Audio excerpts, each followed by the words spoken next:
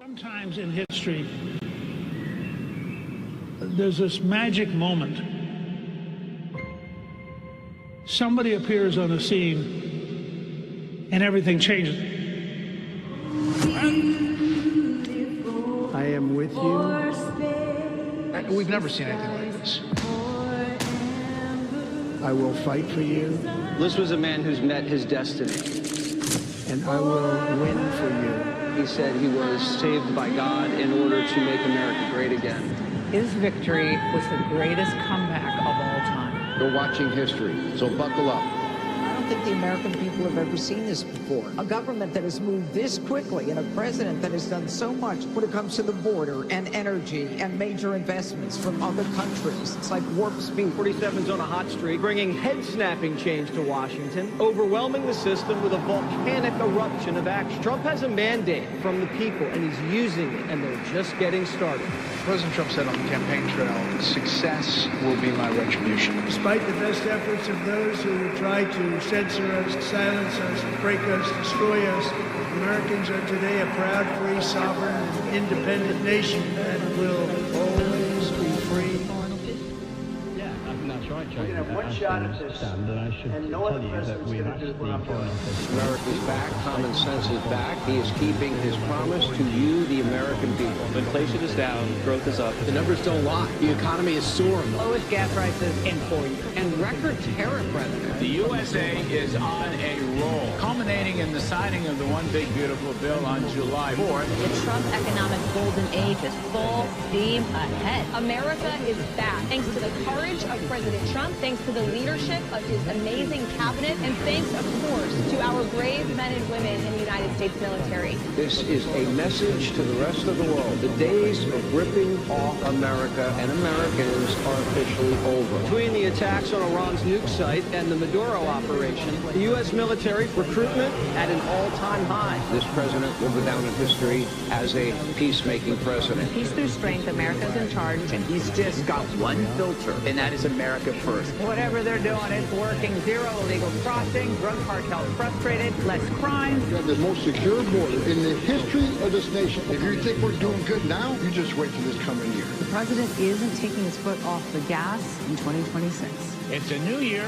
The stock markets are already making new record highs. The Trump archive are a series of near impossible feats. As for the next year, the American people have so much to look forward to. The president will continue to build off of his historic accomplishments. 2025 is setting the table, but the banquet's going to be in 2026. This is the golden age coming. He says, make America great again because every American is invited. My fellow Americans, get ready for an incredible future because the golden age of America has only just begun.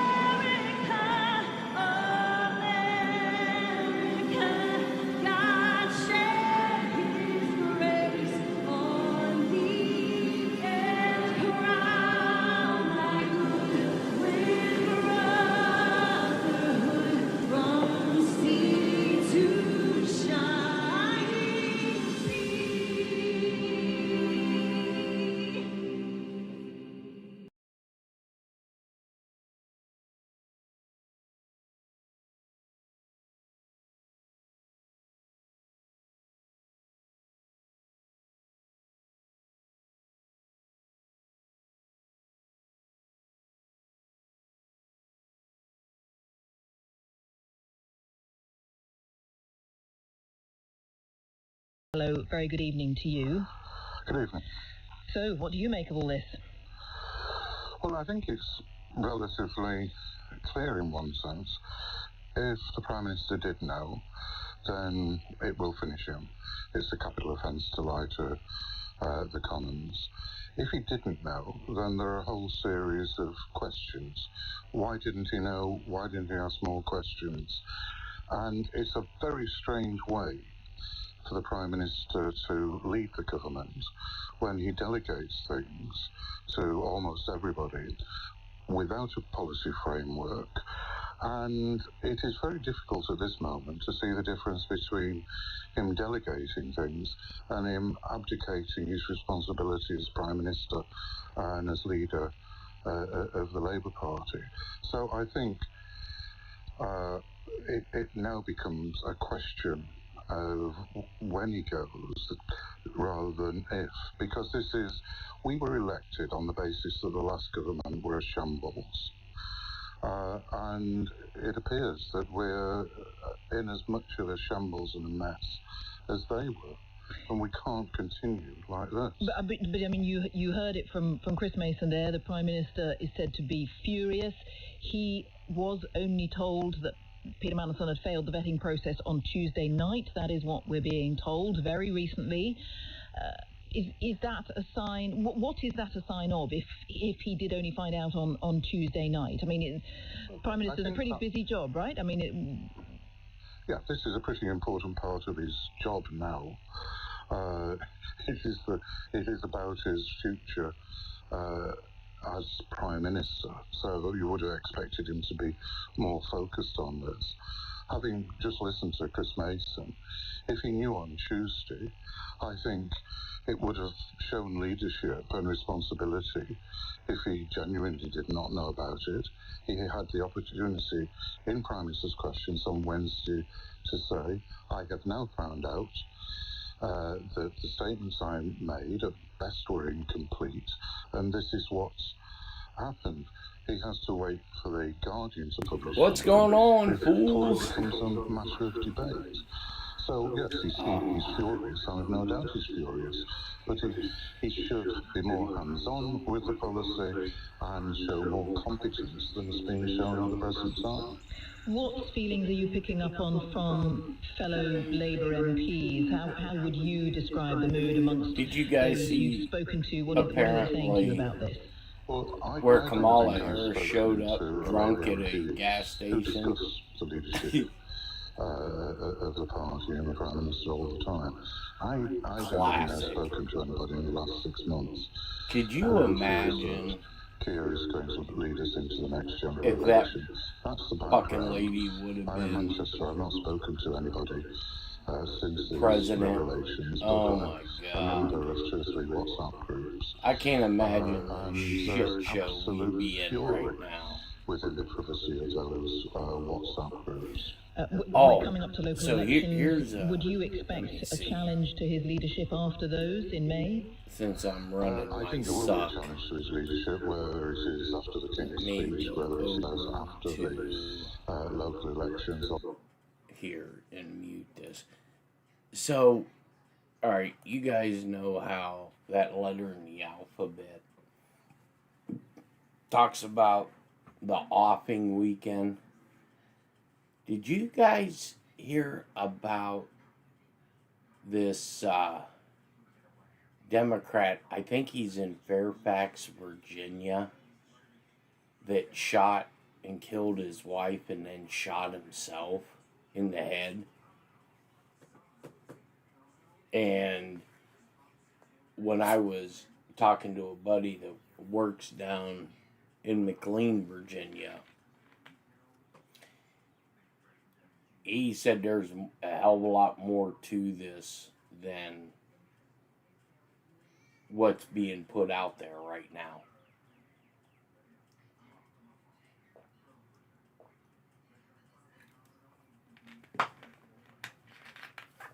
I went, when I took Mom to like 30 different damn grocery stores yesterday. Jesus. So I got this, I think this was at Walmart. I hate going to Walmart. Oh my God. The level of incompetence there is, and I'm not talking the employees, is mind-boggling. But I got this, it's like flavored water. It's called Fiji Apple. Holy hell, is that tasty. Because I have, with the medications that I take, I always get dry mouth real bad. And there's very few things that I can drink that'll kind of cure that. And one of them is, oddly, is either zero sugar cherry Pepsi or diet cherry Pepsi. There's something in it, and it kind of kills the dry mouth. Well, this here, man, this shit is good. I seen I only got a couple, because I used to drink this kind of water years ago, and then it like disappeared, and seen it yesterday, so I only got a couple bottles just to make sure I was gonna like it. My God, they have all different kind of flavor. I really like the pineapple. I think that was a product of living in Hawaii, because they put pineapple on everything. Let's see here. Skip frames. That's from when I first started. Let me see. Let me get this damn thing plugged in.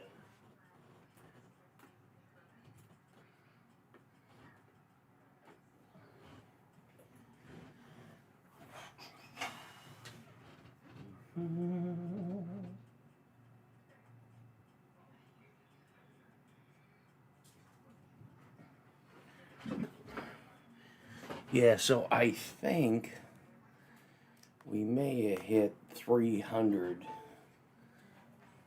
$300 subscribers on this non-nuke channel. I'll have to look here.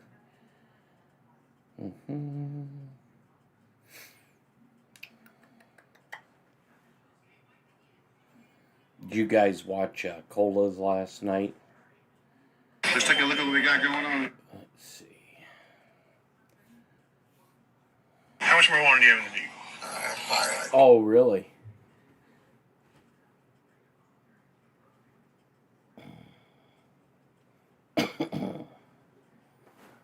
Yeah, so we're over 300. We're at 302, which is kind of cool. I think you have to be at 500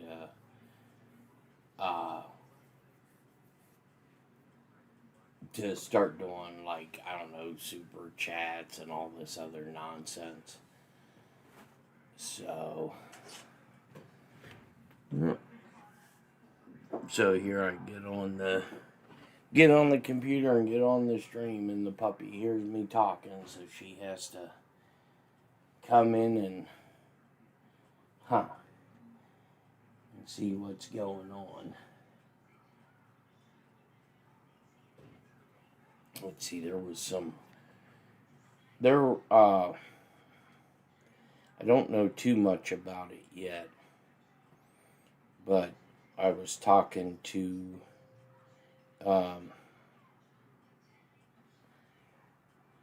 the big chair earlier today, and I was just looking at Telegram, and big chair earlier today. So that's nice, running that live on Telegram. We'll have to.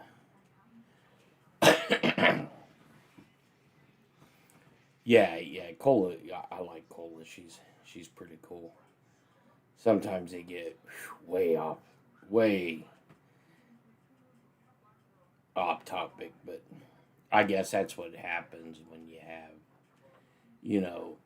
5, 6, 7 people up there, and everybody has something that they want to say, and people, not intentionally, but they talk over each other, which is just part of the thing. Doc P is one posting fool. Let's see here.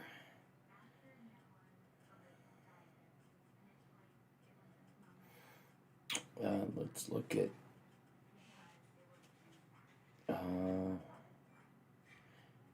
so they had a 10-day ceasefire that was agreed by Israel and Lebanon.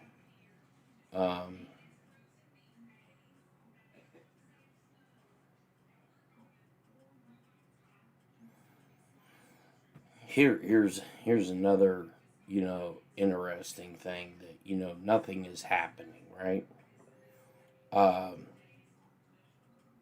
Breaking, Netflix founder Reed Hastings is stepping down from the board.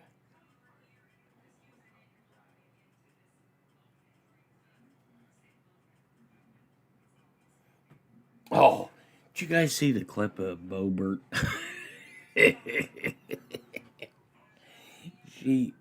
She was out on the steps of the Capitol, and one of the reporters asked her about, I don't know, sexual misconduct allegations, and she asked the reporter, why are you guys so horny?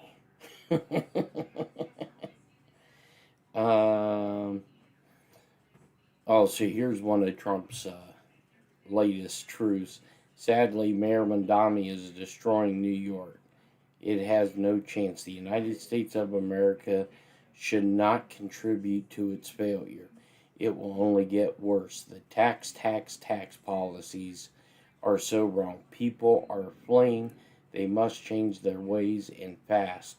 History has proven this stuff, in quotes, just doesn't work. Thank you for attention to this matter, President DJT. Let's see.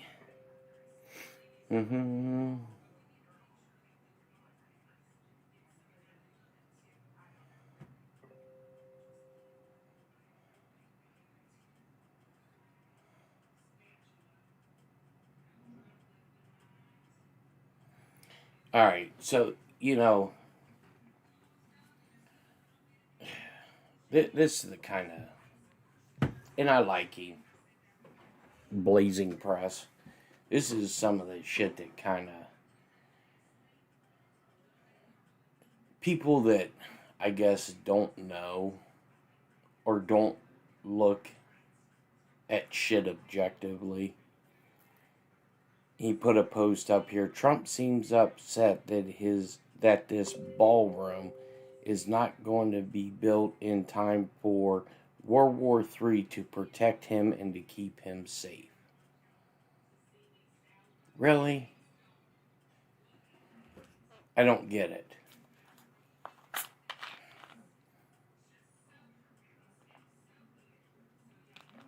I do not get it.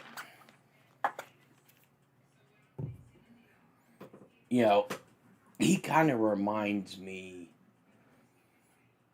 of a Ted Kaczynski style mentality.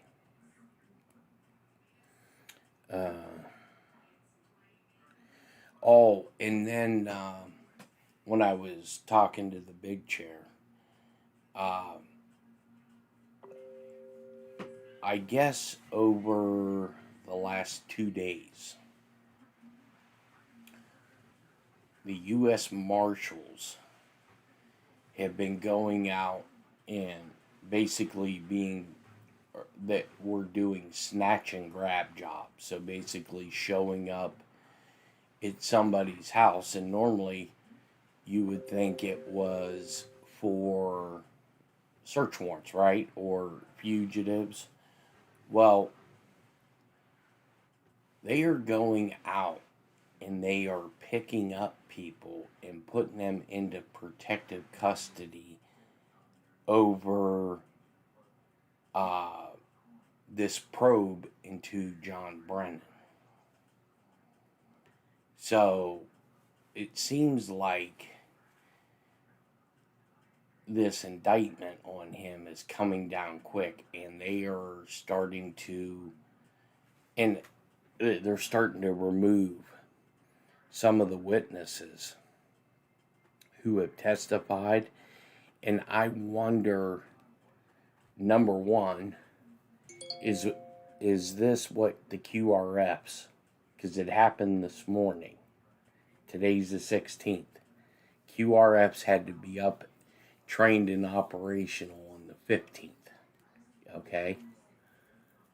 And I wonder if this would explain some of the heavy helicopter activity on the East Coast. Also, now I see it. So Trump's going to Pakistan.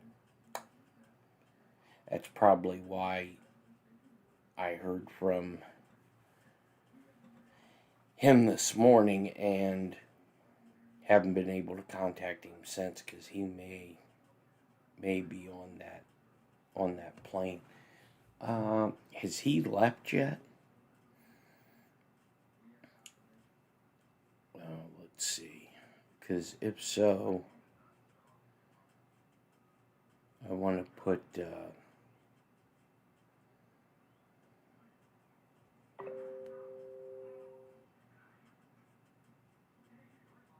I want to track AF2.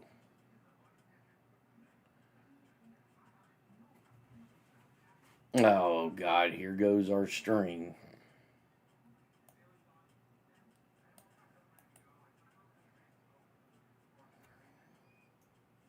Oh, duh, Hunter.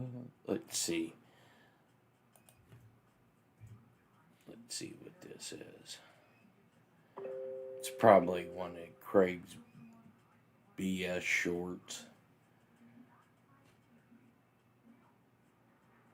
I mean, there was a lot of people asking about you last night, Craig. I don't know why. I mean, I can't remember a time you brought anything to the table other than that bullshit mustache. I thought I was going to have to do an intervention last night.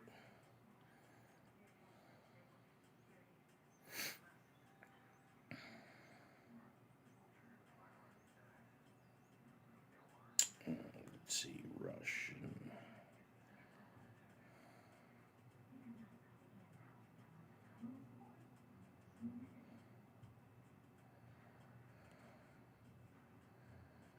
Let's see.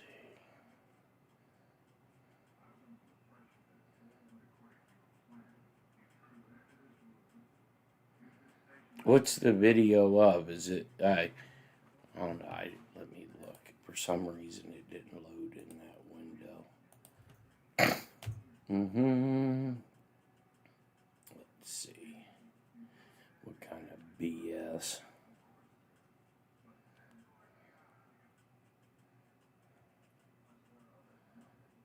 El Presidente.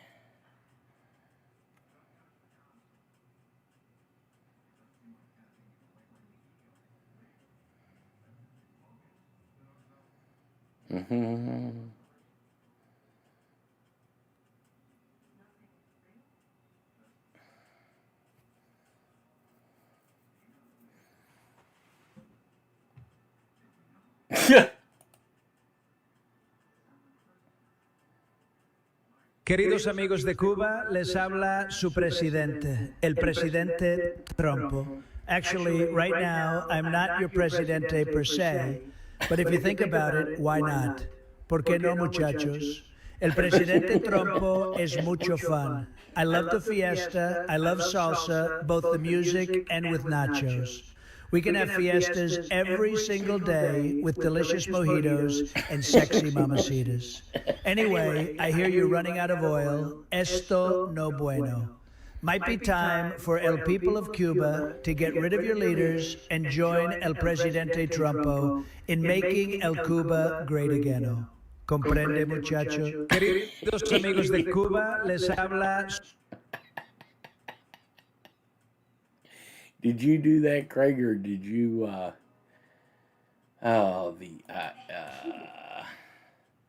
that's pretty funny.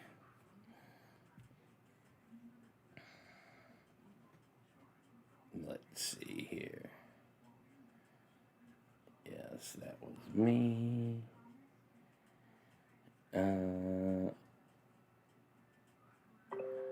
So a large fire erupts in Hattar industrial area in Harapur district, Khyber Pakhtunkhwa, Pakistan. Pakistan got the bomb. India got the bomb.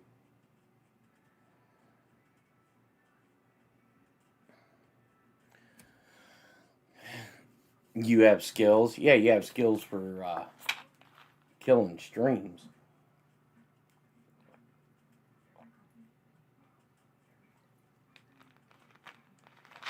Yeah, I got this rolling ticker going. I was doing a lot of internal nonsense with the warehouse, and think we're gonna set up RFID tags and stuff on stuff to make it easier to find. Let's see here. Yeah, it's still, I don't know, to me it's still awfully quiet. Too damn quiet. Let's see. I want to buy me a coffee, please.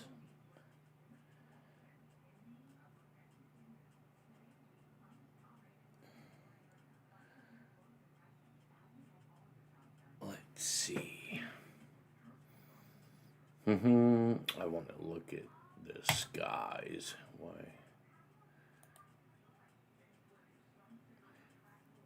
Does anybody know when El Presidente Machado is heading to Pakistan? Or is he already in the air? Oh, let's see.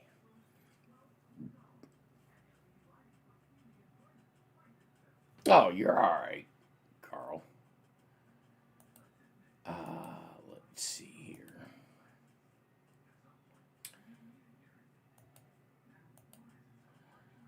Flight tracker. Let me go and. Hey, Sherry. Let me go. I want to. I think I got these backwards. So let's make this.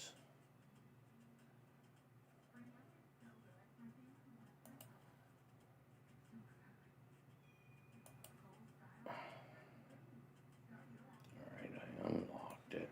Let's make this full screen.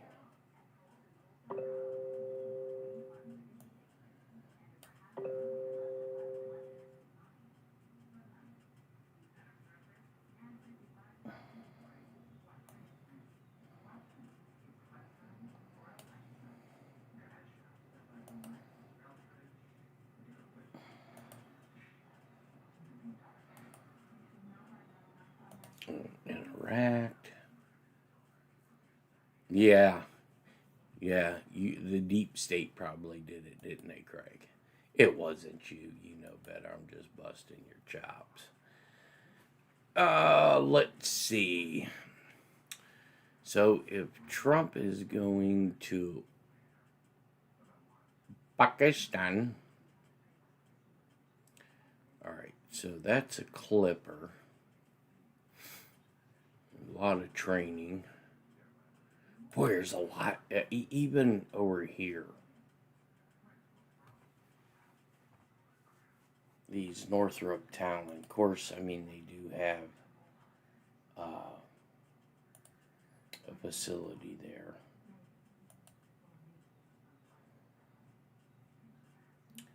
This, so I'm guessing this priority transport probably came from Germany. No. Well, they... Oh, this is interesting. Look where it came from.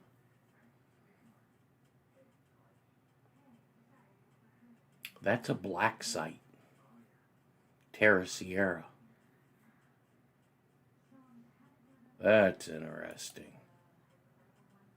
So why would they have a priority transport leaving? Sounds like somebody got picked up, would be my guess.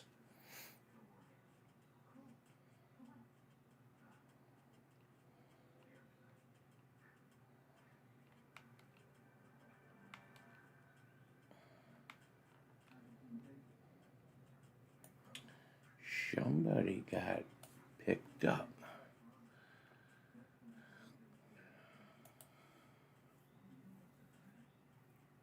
See? What's this? Mississippi? No. You got Florida, Georgia, Alabama. So you got the Marines. Now, granted, some of this just may be regular training, but you got a lot of Blackhawks, a lot of Chinooks.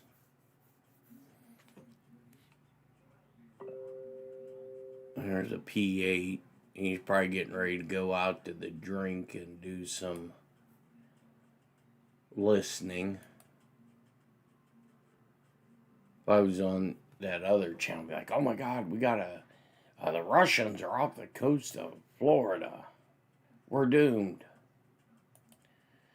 They're always off our coast, idiots.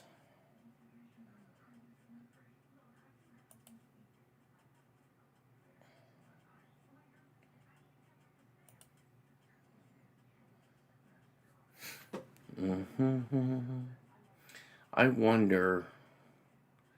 So this is Camp Springs, Camp David.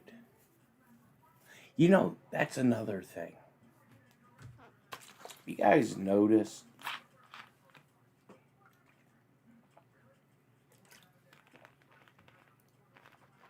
Trump hasn't been to Camp David.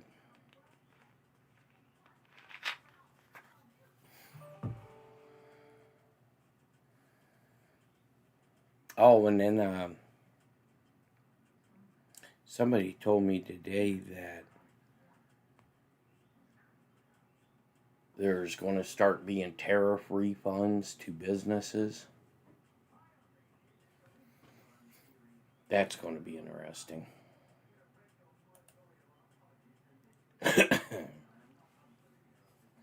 Not sure if that's because of the Supreme Court ruling or if there's something else. But supposedly businesses who have paid tariffs, of course, we were supposed to get a $2,000 check too. So, let's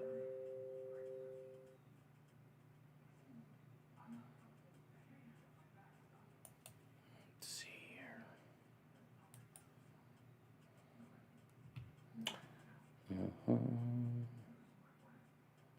So you guys got one more day and then the weekend.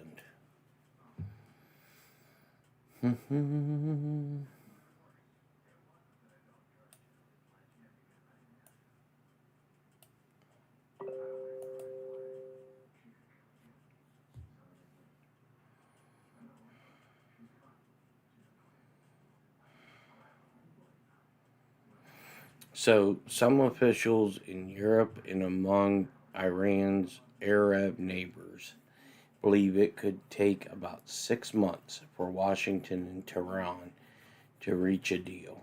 Bloomberg News.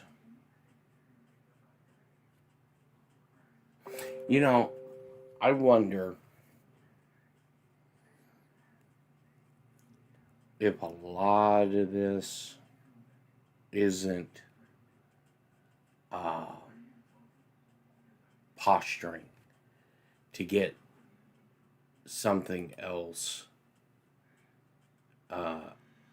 in play, you know, like movie, because I mean you could see. No, I was just saying, like, normally people work, look forward to the weekend.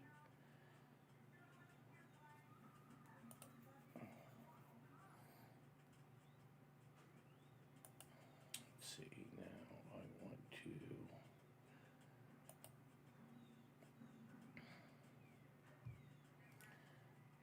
let me go back to full screen.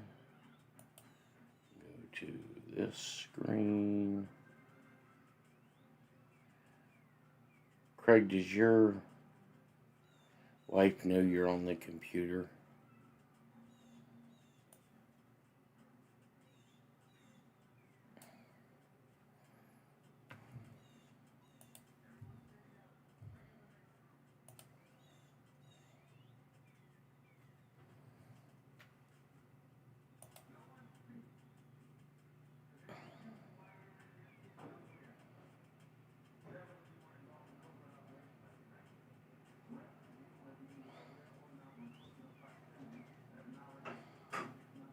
Oh, there's no doubt, you know, Trump, you know, and it always seems like there's a method to the madness.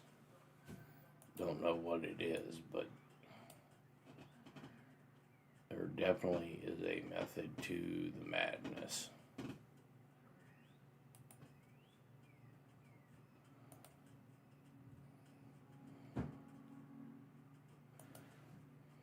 Well, there we go.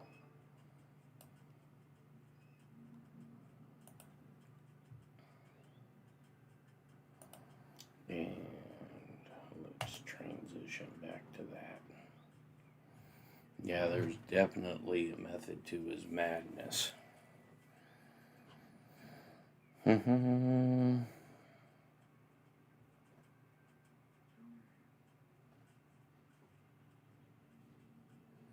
President Trump announces the nomination of Derek Dr. Erica Schwartz to lead the Center for Disease Control and Prevention, noting her previous service as Deputy Surgeon General during his first administration.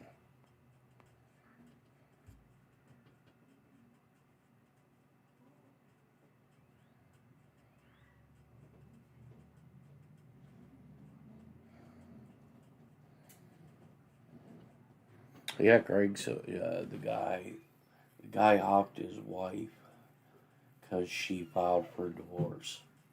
Yeah, you hear that? That's a damn good cover story. I'm telling you, I think a lot of these individuals, about the Aside weekend.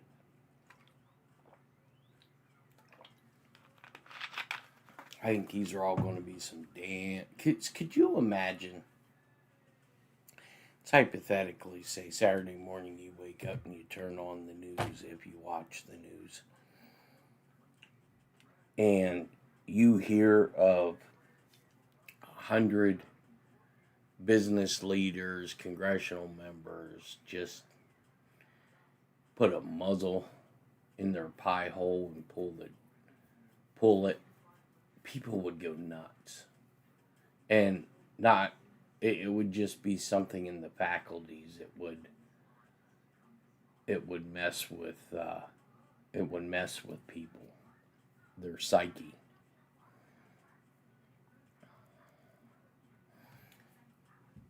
Let's see. I wanted to see. I'm gonna send a text to a buddy, see if old Trumpican left.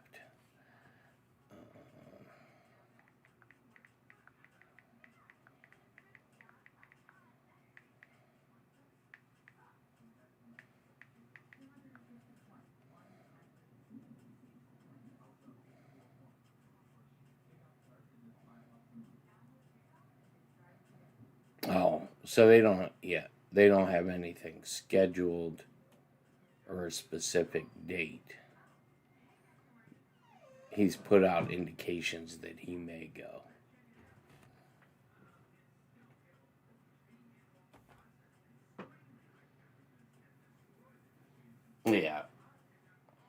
Yeah, Schiff's definitely under investigation. Oh, you know why they're saying that, Karen? Because I bet you Swalwell's already squealed. The first, and I think this brings up another possible letter in the alphabet proof. You guys remember the phrase, when do birds sing? And everybody's thinking the animal, a bird, it sings in the morning. When does a jailbird sing? Is what I think it was referring to. And when the shit gets hot and you're trying to protect yourself. I think that's what that post is referring to.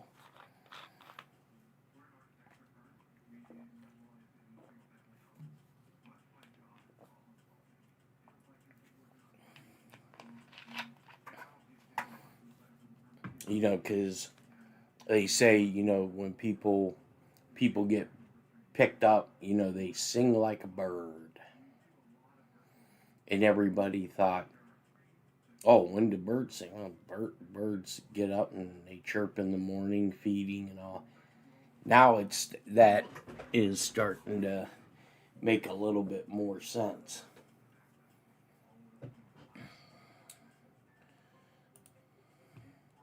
Oh, yeah.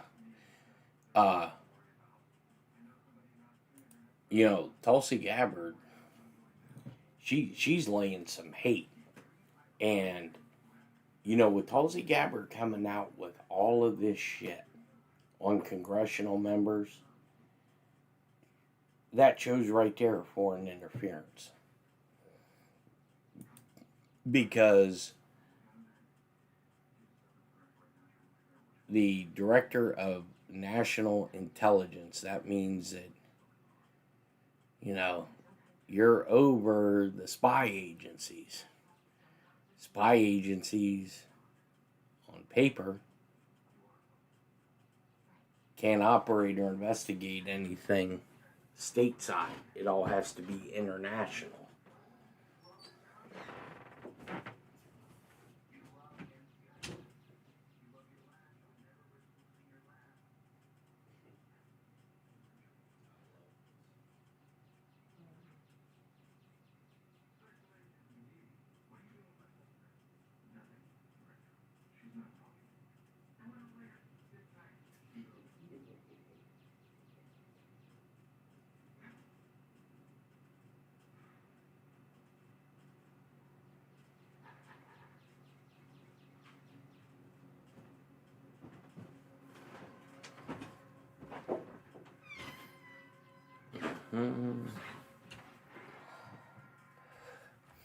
Yeah, I went and checked on the puppy. She is laying down. She had a busy afternoon.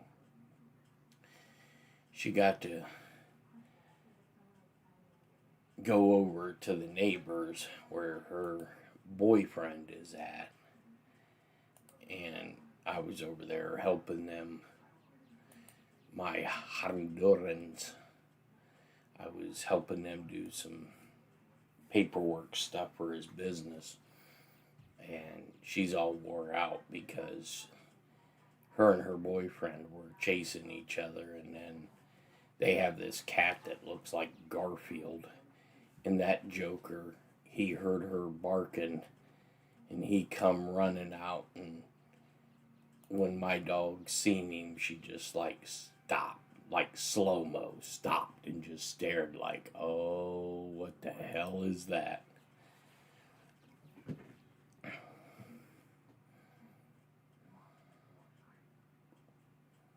Mm-hmm.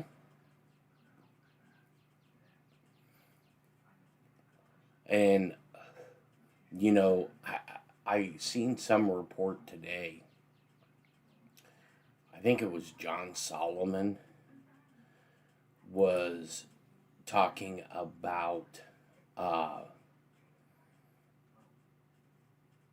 how, you know, people think that Kash Patel's all corrupt and all that. But I don't think Kash Patel's allowed. Well, I shouldn't say allowed.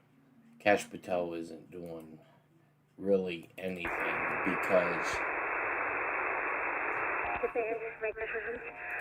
took the motorboat. I needed to get off the island. What happened? Not the football.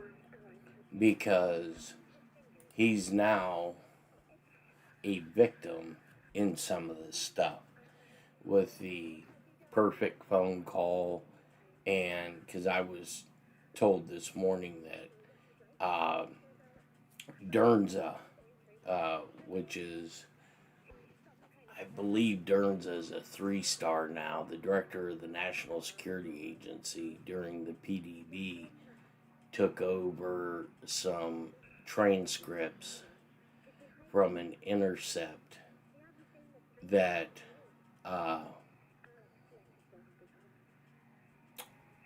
somebody was spying on Kash while he was director. And the NSA did a UCID-18 FISA warrant when one of the field stations overseas intercepted the phone call because they were listening to a target and his name come up. And they filed for a warrant from Dernza, and my understanding is they took the transcript to the White House this morning. So that'll be another huge investigation.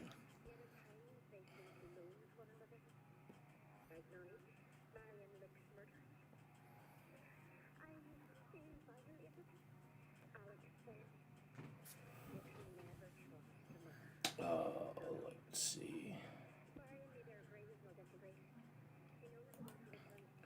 See if there's any EAMs going on. They've been kind of quiet, especially for in a wartime footing. So my guess, and the guy who invented everything told me I was full of shit and they never do it. But then when I brought it up, well then, because a lot of times they'll go to SAD HICOM and transmit messages, and the inventor said that I was full of shit, and they never do that. And then when I asked him how many fast attacks he rode on, well, some of that gear that's in there is no, that's not the question I asked you. How many trips have you done on a fast attack? None, but that doesn't mean. I was like, okay, you're just as full of shit as the rest of them.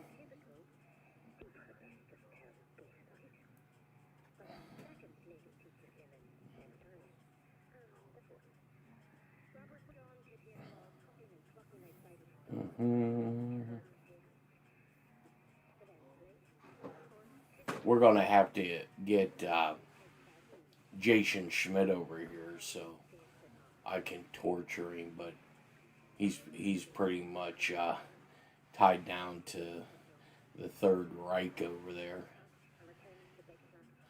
No, I haven't heard anything about SCOTUS, and I asked Brad last night about it, and he was pretty much mum's the word. He's not saying anything. Yeah, I'm sick of it too, Pamela. I just want to get a taste of the apple. I just want to see a major perp walk. That's all I want to see so I can put that crow pie that I'll have to eat, so I can just put one slice of it away.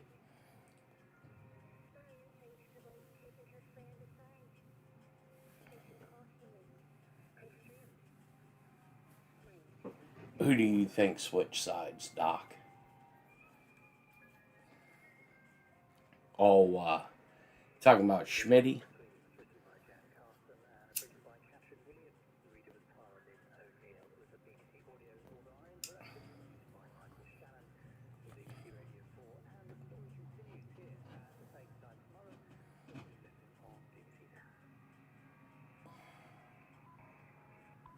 Oh, yeah. Well, a lot of those people, a lot of those mods and shit on that channel, whatever he regurgitates, they pile on to it. One moment, he's saying, Trump's an idiot, all you idiots that, think Trump is playing 5D chess. It's not Donald Trump playing 5D chess. It's the U.S. military. Oh, yeah. Yeah. You're right about that, Mischief, because if it was you or I, oh, yeah, 4 o'clock in the morning with a little bit of a flashbang powder, boom! Yeah.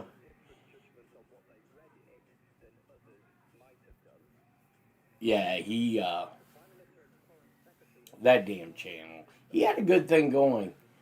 And then, like I said, I think people got tired of him, when those soldiers come up missing over in the Ukrainian area. I think it was Belarus, and he started the narrative that these guys defected and all that. I'm like, dude, you are a fucking moron.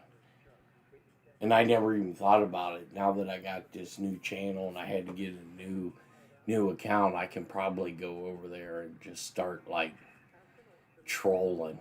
But I mean, those idiots over there.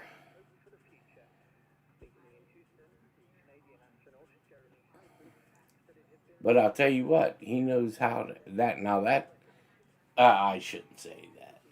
I was going to say that there is some bona fide grade A grifting but he's not really grifting. I mean, people donate to him, which is fine. I mean, if somebody,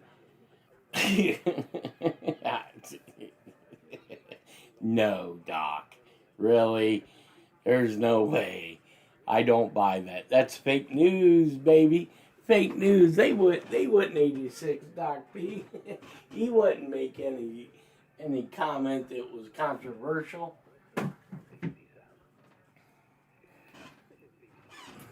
No, that wouldn't happen.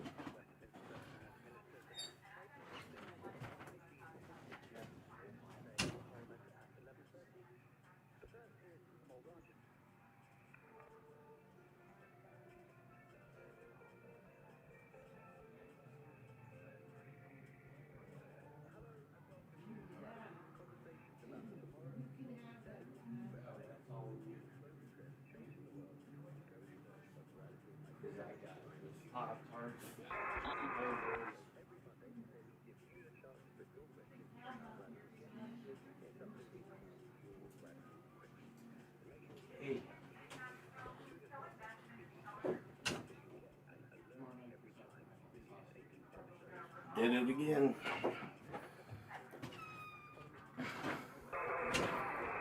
Oh no, you can't. You cannot have a different opinion over there. No. And God forbid if you go against Jeff B. Who is going to be your first guest? Lookner, or I'll tell you what. Lookner would be fun to fuck with. But, people bust on him, but he's got, and, my just personal feeling, I think he's hardcore liberal. But, he's got a good thing going on. And, some of his, I think he's on the autistic level. Because some of the stuff he does, like the whole breaking news and when he repeats shit 3 or 4 times. But it works for him. People donate a lot of money to him, which, there's nothing wrong with that. Some people, this is their job. This is what they do. They found a niche. Yeah, my first desk did get my channel tossed fucking to Hunter. He probably filed like one of them what do they call them, like a complaint. I'm joking. No, I know what got it. But I like Marfugel too.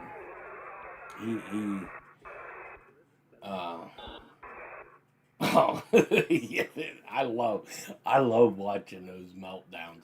There was, oh yeah, he does get promoted by YouTube. Yeah, and if and that's something that, I don't know. I think there should be tight. In a way, I think there should be tighter controls on through the FCC on that. That would never happen. The big chair. No, that would never happen. And like if I say something on here, he'll call me or text me and tell me to back off. I would say probably 60% of the audience has seen Big Chair. You just don't know it.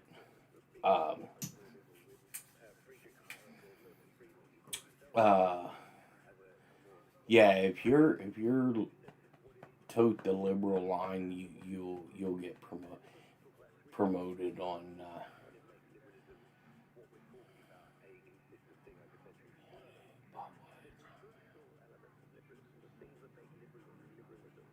Oh, really? Ben Dykes. No, I've never. Big chair behind a black screen, right? He is, and if you guys knew him, and if they're, because I don't want to tell any of the story, because I have some good stories with him in Hawaii. Oh my God, some very good, funny ass fucking stories.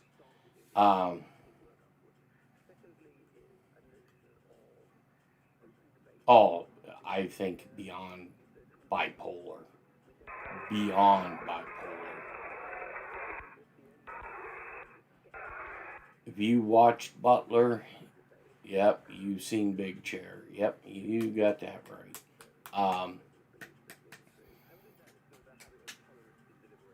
But, initially, because when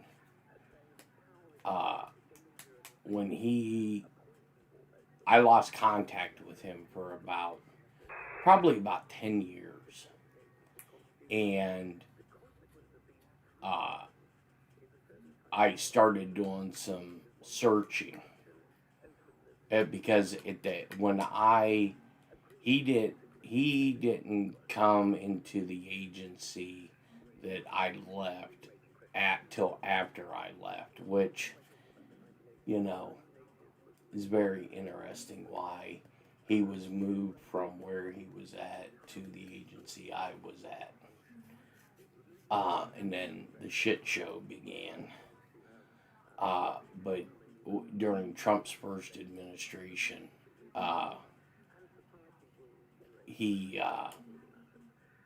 him and Trump hit it off really well. And I think the reasoning is he don't care what your title. I mean, the position that he has in his demeanor, you would have thought because when I first told my mom what he was doing and where he was at, she just laughed because, my mom's met him several times. And when my sister got married, he's the one that picked us up at the airport. And, there's some funny fucking stories there. Just from the airport to the Ala Moana Hotel was a fucking train wreck. That's a good question, Doc. To me, I think it's orchestrated, and the reason why I think it's orchestrated because it's all of them at the same time. And if I was a betting man, I would believe, because they're all hardcore conservatives, right? Or at least they make the appearance to be hardcore conservatives. And now you got them out there. Division, this is Mainsail, I have you Lima Charlie, Alpha, over.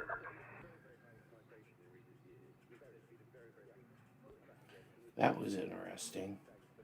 We didn't hear that plane calling Mainsail, but we had Mainsail calling him back. Oh yeah. Division, this is Mainsail, I request you authenticate Charlie, Lima, I say again, Charlie, Alpha, Lima, how copy? Do you guys understand what the authentication section, or what that means?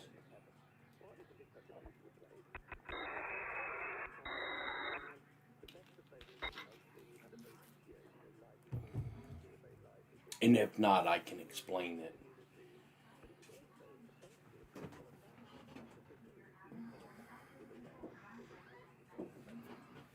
And there comes Miss Panda again. Okay. So, when they say entering the net or exiting the net. It means that a aircraft or we'll call it a station,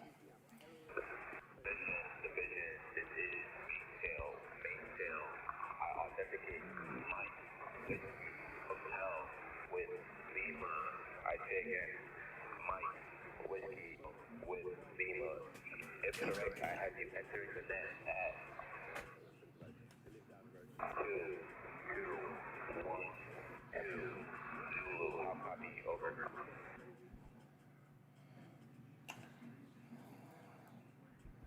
So 2212 Zulu.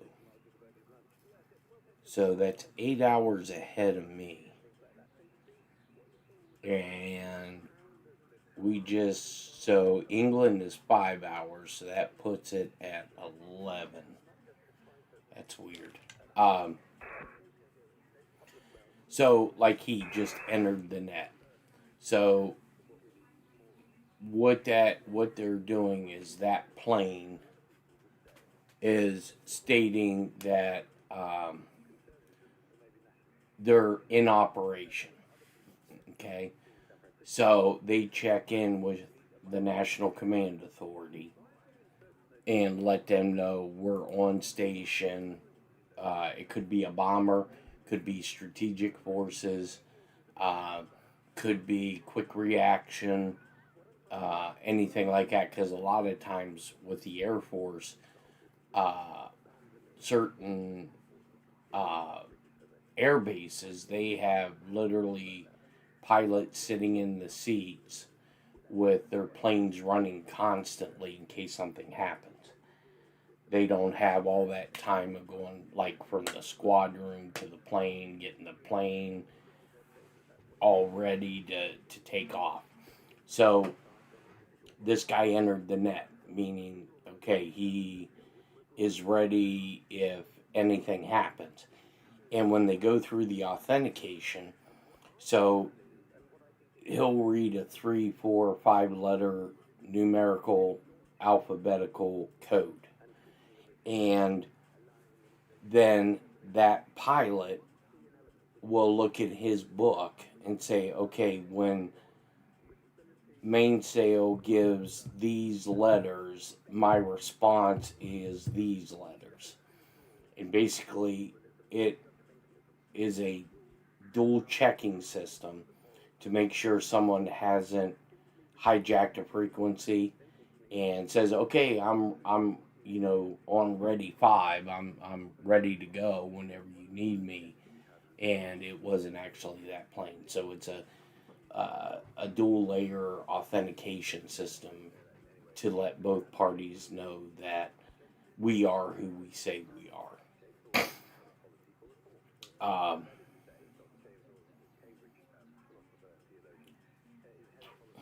But going back to the social media people, if I was a betting man, I would say now that they're going against Trump, right? Now they're appealing to another audience. The hate DJT crowd, the hate America crowd, because, oh, wait, now these individuals are seeing what we see, and Trump's full of shit and all this. So at a later time, once everything starts coming out, they have a wider scope of listenership to get a certain message out. That's my thoughts on it. Because for all of them to turn all at once doesn't make any sense to me.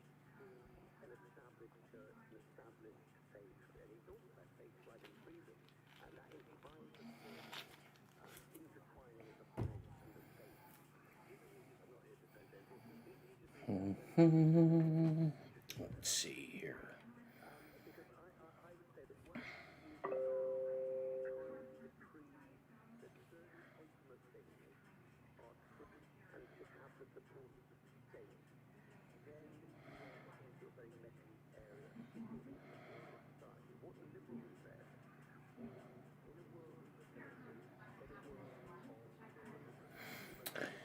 So, this is interesting. So, The Guardian has put out that Italy is denying us the use of Sicily, which I believe is Sigonella Air Base, for U.S. planes carrying weapons. You know I've said this till I'm blue in the face, but this all smells of the Monroe Doctrine and getting all of our shit out of these foreign countries and bringing it back stateside.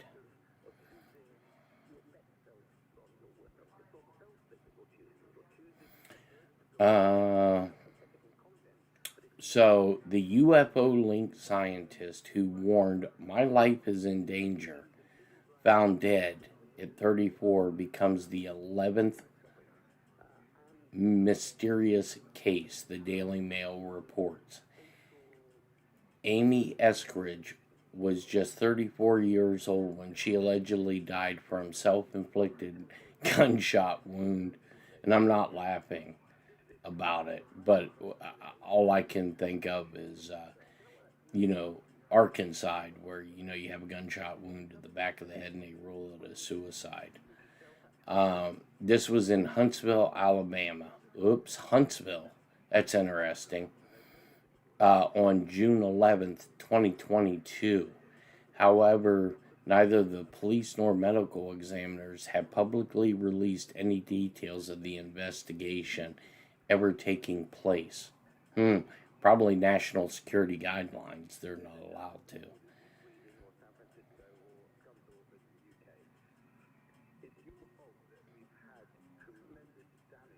Alright, so here. Now, granted, I haven't listened to the video, but the streamer that Doc P had posted earlier,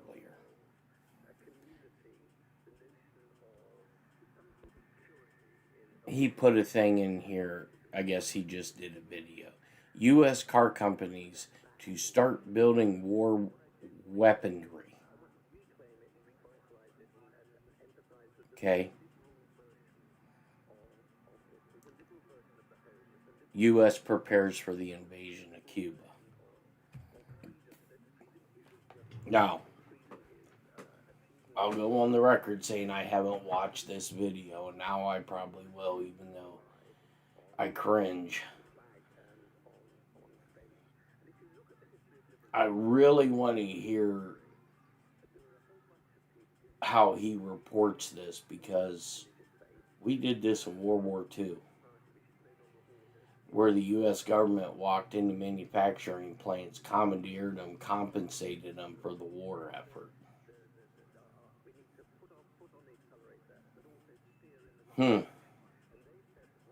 Yeah. And people think Cuba's a conspiracy theory. Well, how many times does this dude have to come out and say where Cuba's next? And I get it with these big time talk show hosts saying, "No, Trump said no wars, no more new wars." You already did say no more new wars. Now,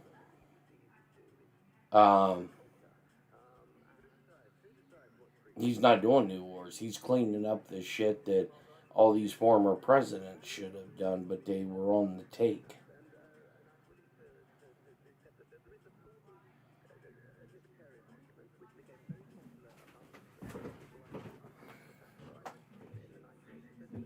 Yep, little Miss Panda heard something, so she has to run out. Let's see.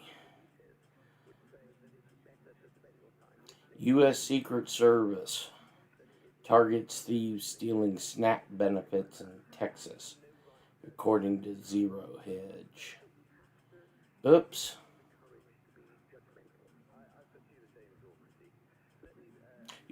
Could you imagine And look, and I'm not, I'm going to preface this by saying there are individuals that need assistance.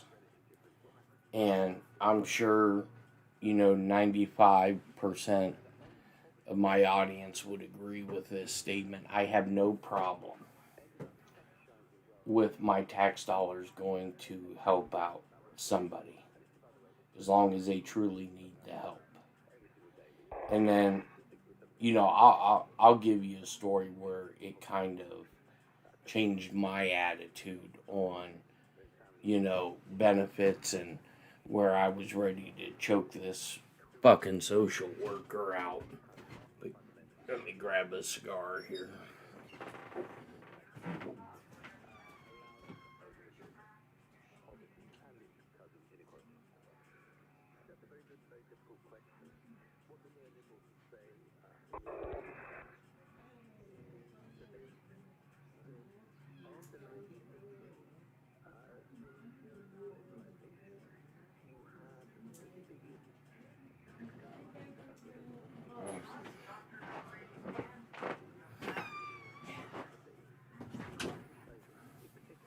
Mm-hmm.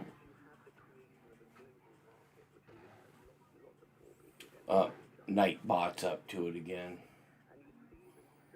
Yeah, you're right about Trump undoing shit, and they can't handle it.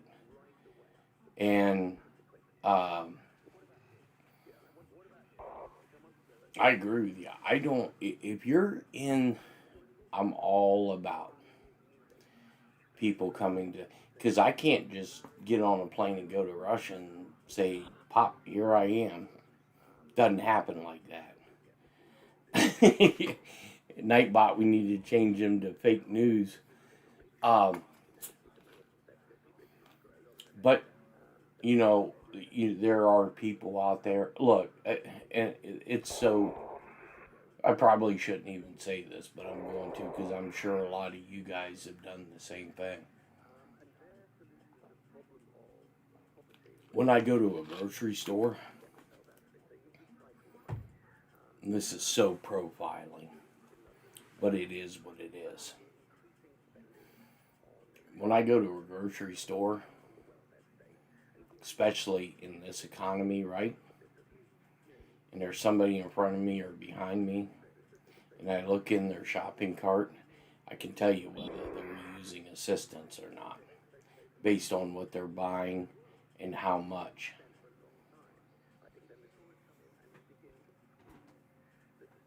It's magic. And I'm sure a lot of you, when you see somebody that has, steaks and, name brand cereals and shit, and then they pull out the old cart. Not saying they don't possibly need it, deserve it, but,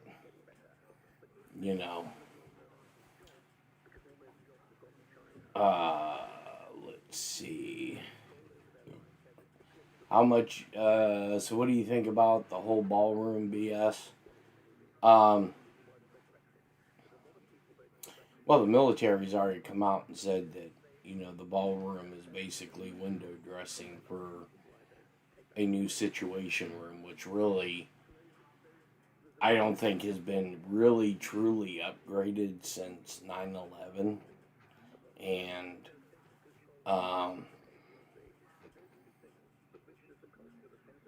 yeah, and, and here's my thing with the ballroom funding. As long as the money that's coming in isn't then trying to be turned into, well, remember when I donated that $1 million, I need a favor back. That right there is, and I'm not saying that's being done, but these people never had a problem when, Joe Biden was flying to Delaware every weekend, and they didn't have a problem for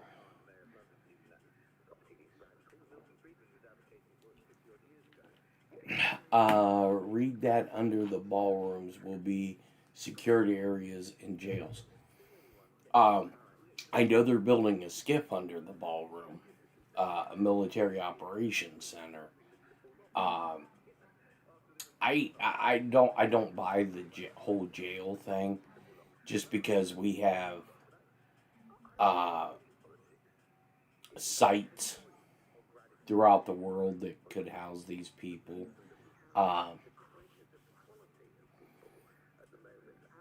And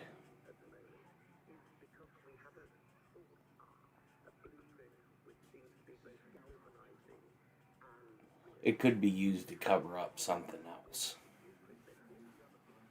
And that's just a theory. I mean, I don't know what that something else could be, but, you know, the whole look here, not there type thing.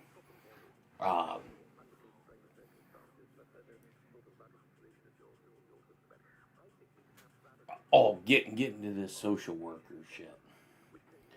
Because this entirely pissed me off. So I was telling you the story last night about when this German doctor had put me in, and, you know, they caught my blood pressure, my heart rate, and all that shit dropping. Okay. So later on that evening, they had a social worker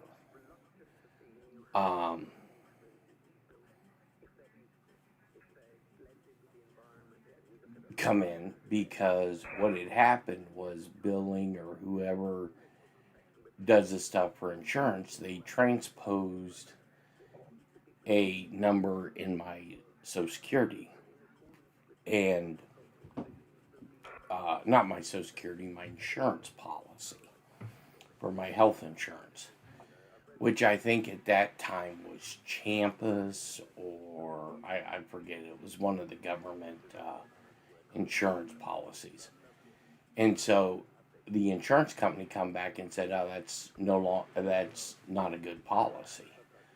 So they had the social worker come in, and I was high as a kite, and she comes in and she sit down. She goes, well, she goes, I need to get some more information. How are you married? How many kids do you have? All this nonsense, right? And I'm like, why are you asking me this stuff? This has shit to do with nothing. And she goes, well, you don't have health insurance, so I'm trying to get you assistance. And I'm like, well, what the hell are you talking about? I said, I got health insurance. And what my health insurance didn't cover, the VA picks up. As long, I think you have like 72 hours to notify let's say if I go to the emergency room after hours, that the VA is not open, then I have 72 hours to contact the VA, and then basically I don't have to pay anything. The VA covers it as part of like the outreach section that Trump did, where you could go to a private doctor or whatever. So, she's like, well, you're a single white male with no kids. There's nothing, really I can do for you. And that instantly pissed me off. And so I went to 0 to 100 in about 30 seconds. And I told her, I said, look here, bitch. I said, so if somebody needs help, you won't give it to them because they're a single white male with no kids. I said, but you'll use the $3,000 that they take out of me in taxes every 2 weeks to pay for somebody else. And she just gave me this look like, wow, that's just the way it works. I said, get the fuck out of here. And so then, I don't know, a few hours later, Dr. Death rolls in, my mom, and I'm telling her, and I was like, I don't ever want to see this damn broad again. And my mom had worked at that hospital, and she was like, she goes, some people, how'd she put it? Some people don't have, kind of like, you say like customer service skills or whatever. And I was like, I said, if I could have got up, I'd have smacked the shit out of this lady for saying that. One of the things that worry me is the fact that so many good things that DJT has done with the EOs, and they can all be, you're right. Well, you know, here's why I think something major has to happen. Or it was all for naught, right? So, let's say we get to the presidential election and the Democrat wins. And on day one, they reverse everything. What was it? Just like with deportations, right? A president can come in there and say, no, we're not doing this.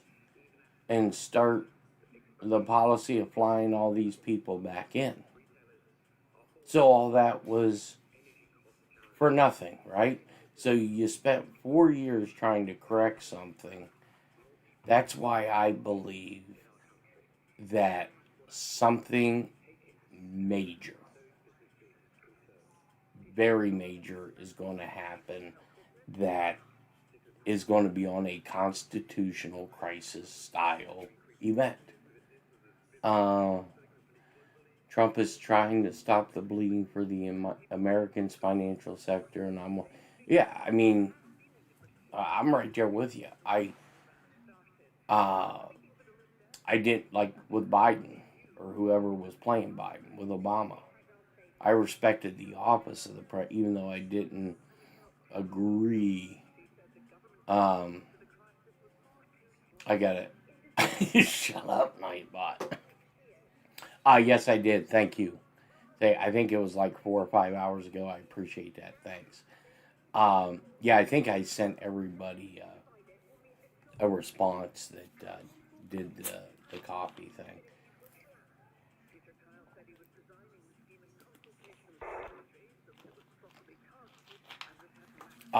So something has to happen. Or, because here, and this goes back to my original talking point of why would Trump do this again? Right? To me, why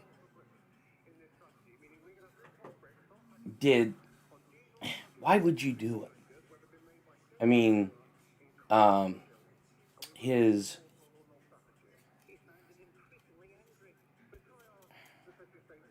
what's it saying? You are the missing link. Goodbye. Oh, hold on. try to type something. Miss Undersue. Mindersu. Let me see if it blocked you, because I got to turn this damn thing off. We had this. This is a funny dart story. So, there, a guy I threw darts with. He was a pro level, and his name is Paul Lim, and he's from Singapore, but he's American. I think he's in his late 60s now. He was the first American to hit a live televised 9-darter, which is a perfect game. And, yeah, I think so. I'm going to have to, hold on. And so I was at it was called Blueberry Hill, down at Fat Domino's bar and restaurant. There was a huge tournament, and we went down there, and Paul Lim was there, and it was the height of that show, The Missing Link, or, you are the missing link, goodbye. Well, we started calling him the missing chink, or the weakest chink, I'm sorry. It was so damn funny. Let me see, Streamlabs. Let me make sure it didn't bounce her. Because I haven't.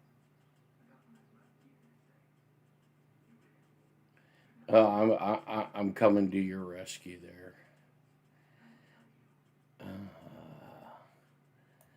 I thought I had this damn thing turned off. But apparently my skills with Streamlabs. You are the weakest link. Goodbye. Alright. So, Streamlabs. I'm going to have to bring up a laptop so I can, matter of fact, let me go down and grab one. Alright, give me 1 second.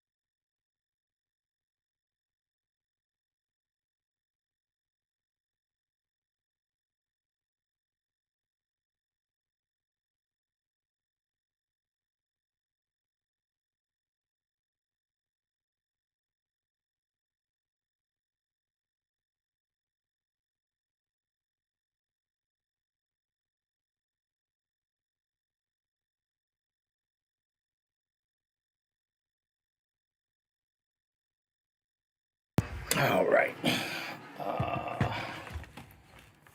see.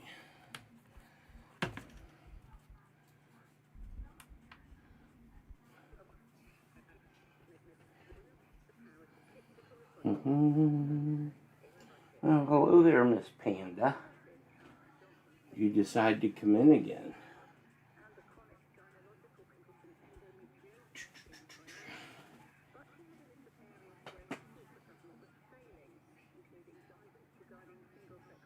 Not hidden, just timed out. Yeah, let's see here. Let's get that corrected.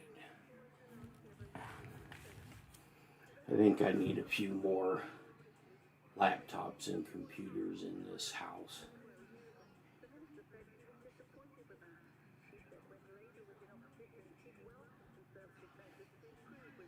Let's see here.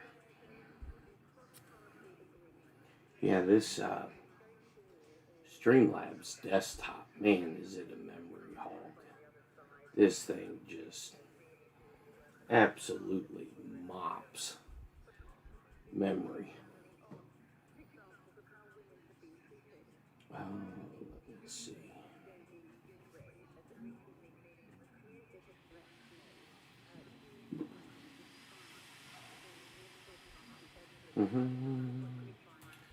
Two Streamlabs.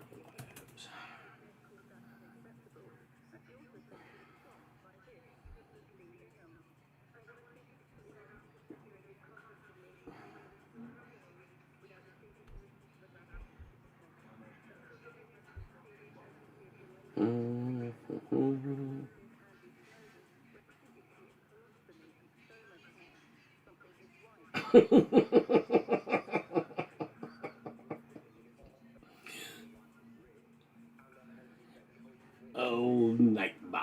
Let's see. That's Cloudbot. What the hell? How many bots is? Let's see.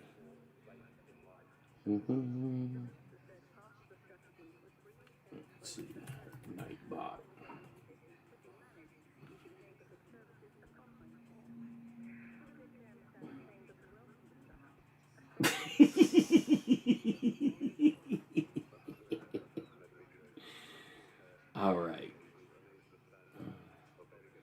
Let me see. Chapman.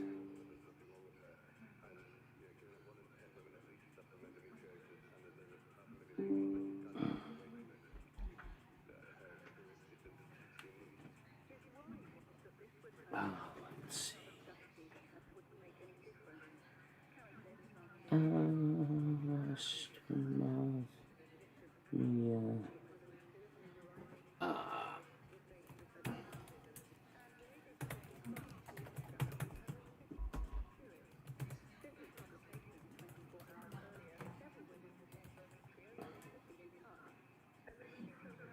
Yeah, that.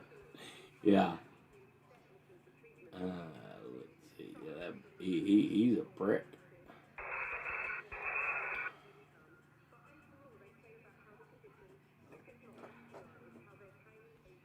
Let's see.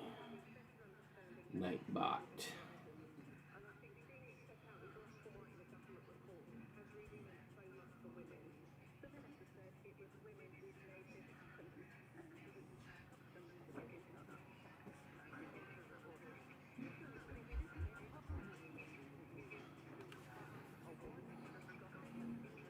Yeah, I'm working on it.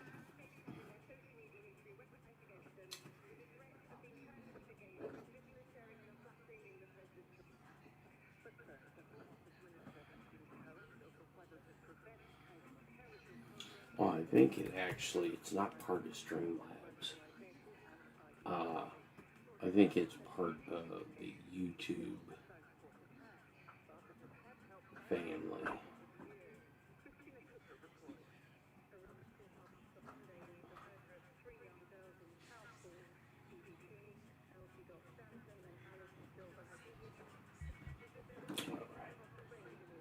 So sign in with YouTube, and sign in with this account.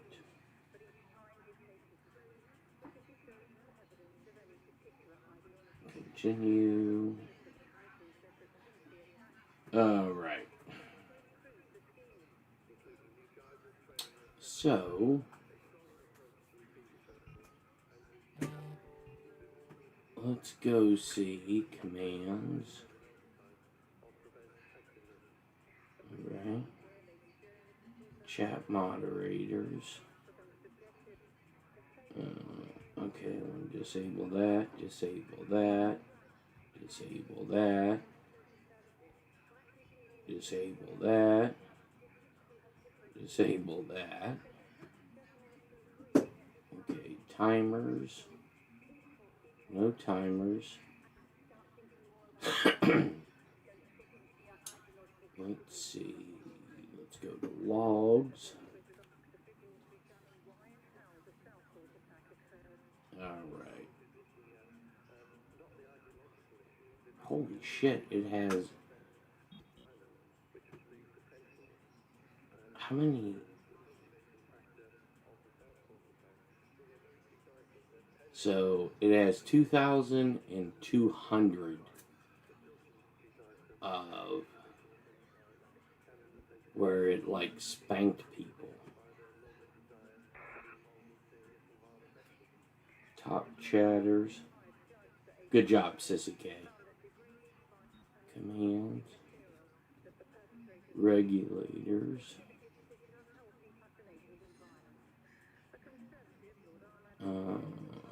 Chat moderation. I got that done. Excessive cabs. Let me see. Yeah, I'm changing all that now.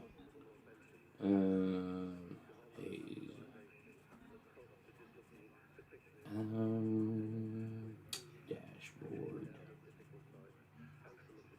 Oh, here. This will.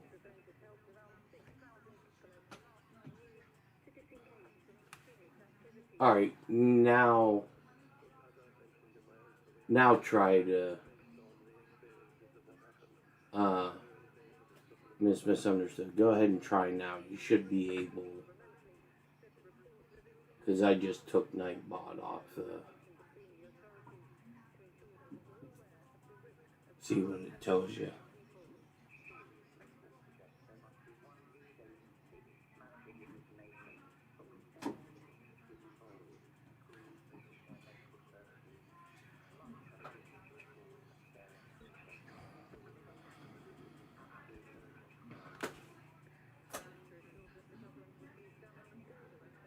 Yeah, so it's not giving errors now. Oh, okay, there you go. Alright. So yeah, I just had to turn off. I just turned Nightbot off. I'll have to go through and make sure I got it configured correctly. Or at least that's what we have these wrench Nazis in here for.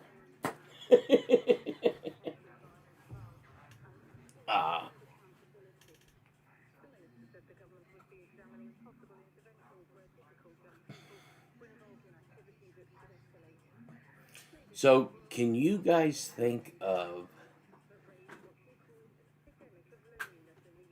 I'm trying to think of a cool shirt to do for a giveaway.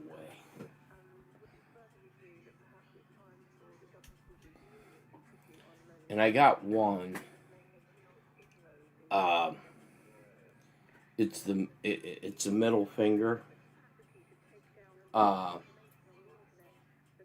But it has a superimposed American flag in it. I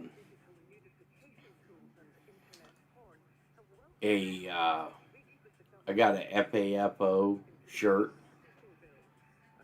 that we did, and it is just the letters FAFO. I think I'm gonna do one.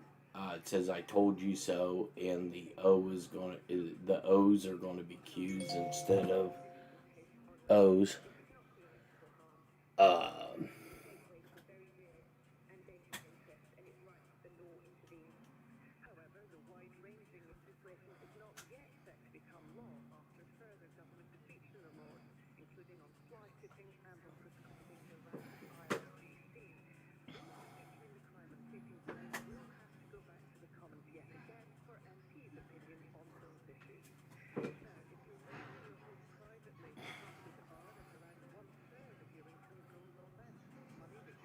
Oh, I think, yeah, because Trump's been hyping the 250th too much. I think there's going to be a very big speech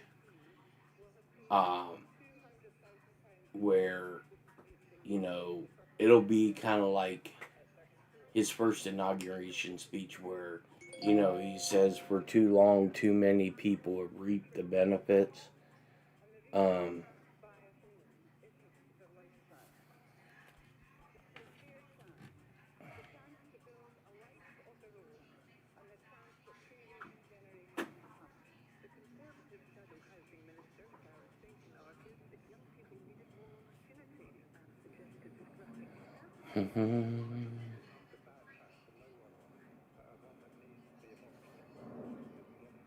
Yeah, FAFO. Yeah, and so basically, I think what I'm gonna do, because the one that we did, was it had a gold trim around each letter, and then it was like a reddish green. I don't know. I'm 100% colorblind, so. But I'm thinking about doing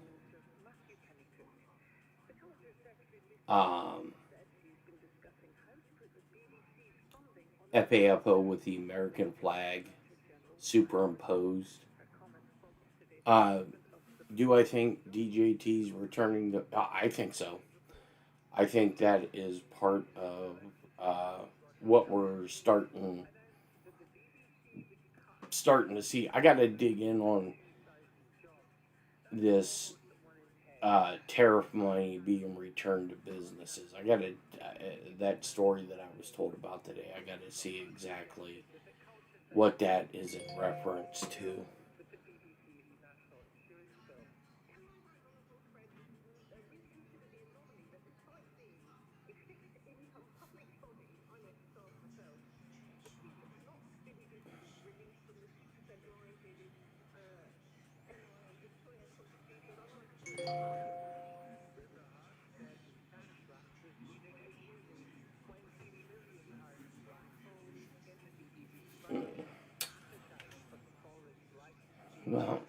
this panda's acting like she wants to go for a walk. So let me turn up the BBC World Service a little bit. Just the day before, colleagues will know that yesterday the BBC Interim Director General announced that there will be significant cuts to staffing, which I know has had a very, very strong effect on And I got the EAMs up.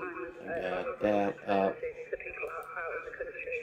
I had the pleasure So, alright, I will be back in a few. General of the BBC yesterday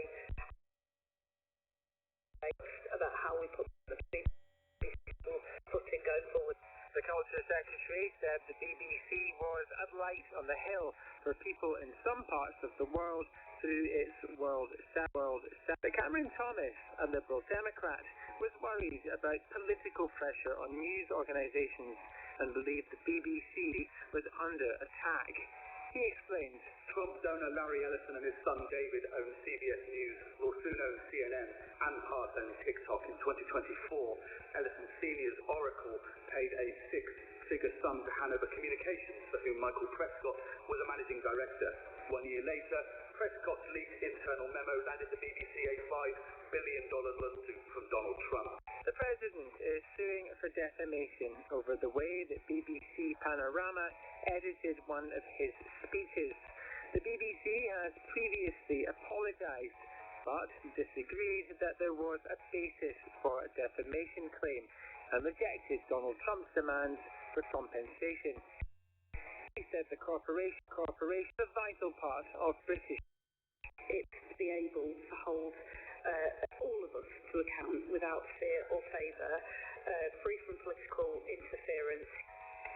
US politics also crept into MPs' questions about the Summer World Cup. It's being hosted by Canada, Mexico and the United States. Shaukat Adam, an independent, said he was deeply concerned about the threat of visa restrictions for international teams amidst lots of illegal wars started by the FIFA Peace Prize winner, ironically. And now that we learn that the UK nationals may be required to surrender 5 years of personal social media data simply to obtain entry into the United States. Speaking for the Liberal Democrats, Anna Sabine fears for British fans. Under new US border directives, fans face having their social media history weaponized against them with the threat of being turned away at the gates for as little as sharing an unflattering meme of President Trump. With the minister urging to meet with US counterparts to ensure British fans aren't denied entry at the border, more to demand that the US embassy pick up the tab for tickets and travel for any fan unfairly denied entry. Lisa Nandy replied to both her and Shaukat Adam. Can I reassure her and the members for Leicester South that I will personally make sure that we, as a government, are involved to ensure that fans are not deterred from being able to participate in what should be a really positive experience. The Culture Secretary said there was regular contact with FIFA and with host country counterparts on things like security and public safety planning for the tournament. Well, future World Cup stars have to start, and MPs also debated the importance of school sport. The Conservative Shadow Culture Minister, Louis French, drew attention to what he called the ongoing Whitehall ruck over how PE is funded, risk reducing participation rates even further. This Labour government has already cut millions from the likes of the Open Schools Facilities Fund, overseeing a huge uncertainty of the schools, games, organisers network. So I asked the Secretary of State, what discussions is he having with other departments to ensure that children can continue playing sport, both at school and in their community? He will know that after the vandalism of the last Conservative government, where sports, art, music, dance, drama, all of those things that give young people the opportunities to live a richer, larger life, were downgraded on the curriculum and shamefully branded as Mickey Mouse subjects by a number of leading members of his parliament. We've put those back at the centre of the curriculum. Lisa Nandy said the government was committed to making sure that every young person had the opportunity to participate in school sport. Ewan Murray reporting. Now, the row over the appointment of Peter Mandelson as US ambassador has blown up again, with questions over what the Prime Minister knew and what he told the Commons. But Sir Keir Starmer was also in the firing line earlier, when Conservatives demanded that he apologise to the Speaker and MP for his conduct at this week's Prime Minister's questions. The shadow leader of the Commons, Jessie Norman, raised reports of a row between Sir Keir Starmer and the Speaker, Sir Lindsay Hoyle, after this week's session. The Speaker had earlier pulled the Prime Minister up for focusing on the Conservatives' policy rather than answering questions about his own. Jessie Norman critiqued the last 4 PMQs. Of the 24 responses given by the Prime Minister to the Leader of the Opposition, 23 have ignored the question and changed the subject.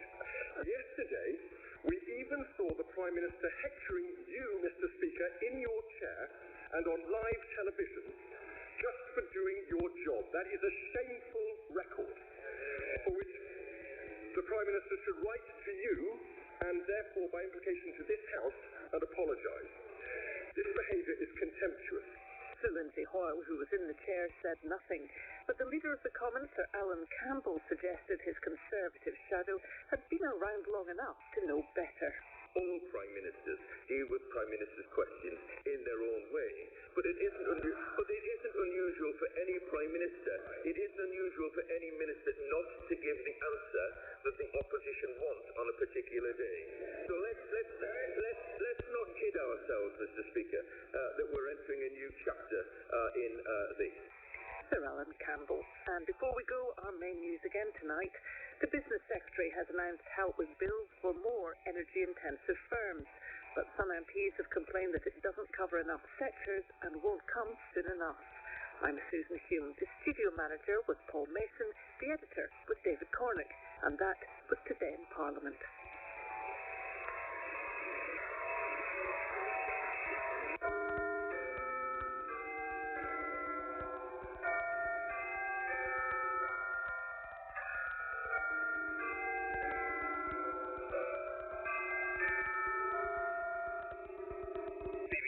At midnight. This is John Hammond. The controversy surrounding Lord Mandelson's appointment as ambassador to the US has deepened again after it emerged he did not pass his security vetting. The government says Sir Keir Starmer did not know until this week. Critics say that's not good enough. If the Prime Minister does not know what is happening in his own office, he should not be in charge of our economy, our energy, our defence, or anything else. He should go. Tonight, the row has cost the most senior civil servant at the Foreign Office his job. A 10-day ceasefire has come into force between Israel and Lebanon. It was announced by President Trump, who says more deals could be close. Iran wants to make a deal, and we're dealing very nicely with them. They've agreed to give us back the nuclear dust. And so we have a lot of agreement with Iran, and I think something's going to happen very positive. The COVID inquiry hails the UK's vaccine response, saying it saved nearly 500,000 lives. Astronauts from NASA's Artemis 2 mission say the global reaction to their journey to the far side of the moon has given them hope for the future. The most senior civil servant in the Foreign Office is leaving his job after it emerged the department overruled a failed security check on Lord Mandelson during the process to appoint him US ambassador. Last year, Sir Keir Starmer told the Commons that full due process was followed during the appointment. Downing Street says the Prime Minister had been unaware until Tuesday of this week that Lord Mandelson had failed his security vetting. Opposition parties have accused Sir Keir of misleading Parliament and are calling on him to resign. Our political correspondent, Damien Grammaticus, reports. A day of extraordinary revelations about what had happened during the controversial appointment of Peter Mandelson to be ambassador to Washington culminated this evening with an announcement that Sir Ollie Robbins will be leaving his post as the permanent Undersecretary at the Foreign Office. The BBC understands that the Prime Minister and the Foreign Secretary had lost confidence in Sir Ollie, one of the most high-profile civil servants of the last decade, who was brought back from a highly paid job in the private sector early last year to lead the Foreign Office. The latest sequence of events was prompted by a report in the Guardian newspaper that was confirmed by Downing Street. Peter Mandelson had last year failed his in-depth security check to be ambassador, but Downing Street added neither the Prime Minister nor any government minister was aware that Lord Mandelson had failed the vetting until this week. Instead, officials in the Foreign Office went ahead and cleared Lord Mandelson to be ambassador. The Conservative leader Kemi Badenoch said it was preposterous that the Prime Minister didn't know. If he's saying he didn't know, he is telling the country that he is incompetent, and that means he shouldn't be running the government. If the Prime Minister does not know what is happening in his own office, he should not be in charge of our economy, our energy, our defence, anything else. He should go. Sir Keir Starmer had, she said, told Parliament that due process had been followed by the appointment, but clearly it had not been. The Liberal Democrat leader, Sir Ed Davey, said Sir Keir had relied on the vetting process as his defence and will probably have to go. Reform UK's Richard Tice said it was inconceivable that the Prime Minister did not know. The Greens said that the public need the truth. The Labour MP Chris Curtis told Newsnight the departure of Sir Ollie sounded like the right decision, but there were still bigger questions that needed to be answered. There have been a series of processes and decisions that have been made right at the top of government that have been the wrong ones. And we, as a government, as political leaders, need to learn from those and ensure that things like that do not happen again. Dame Emily Thornberry, the Labour MP who chairs the Foreign Affairs Committee, Foreign Office civil servants he had questioned about the appointment, had obfuscated. So fed up. We had the people in front of us, we asked them questions, and we just been taking the mickey out of us. They missed out the bit, saying, he didn't pass the vetting. The questions now will focus on Sir Keir and Downing Street. How could it be that they were unaware that his choice of ambassador had failed the vetting and was sent to Washington anyway?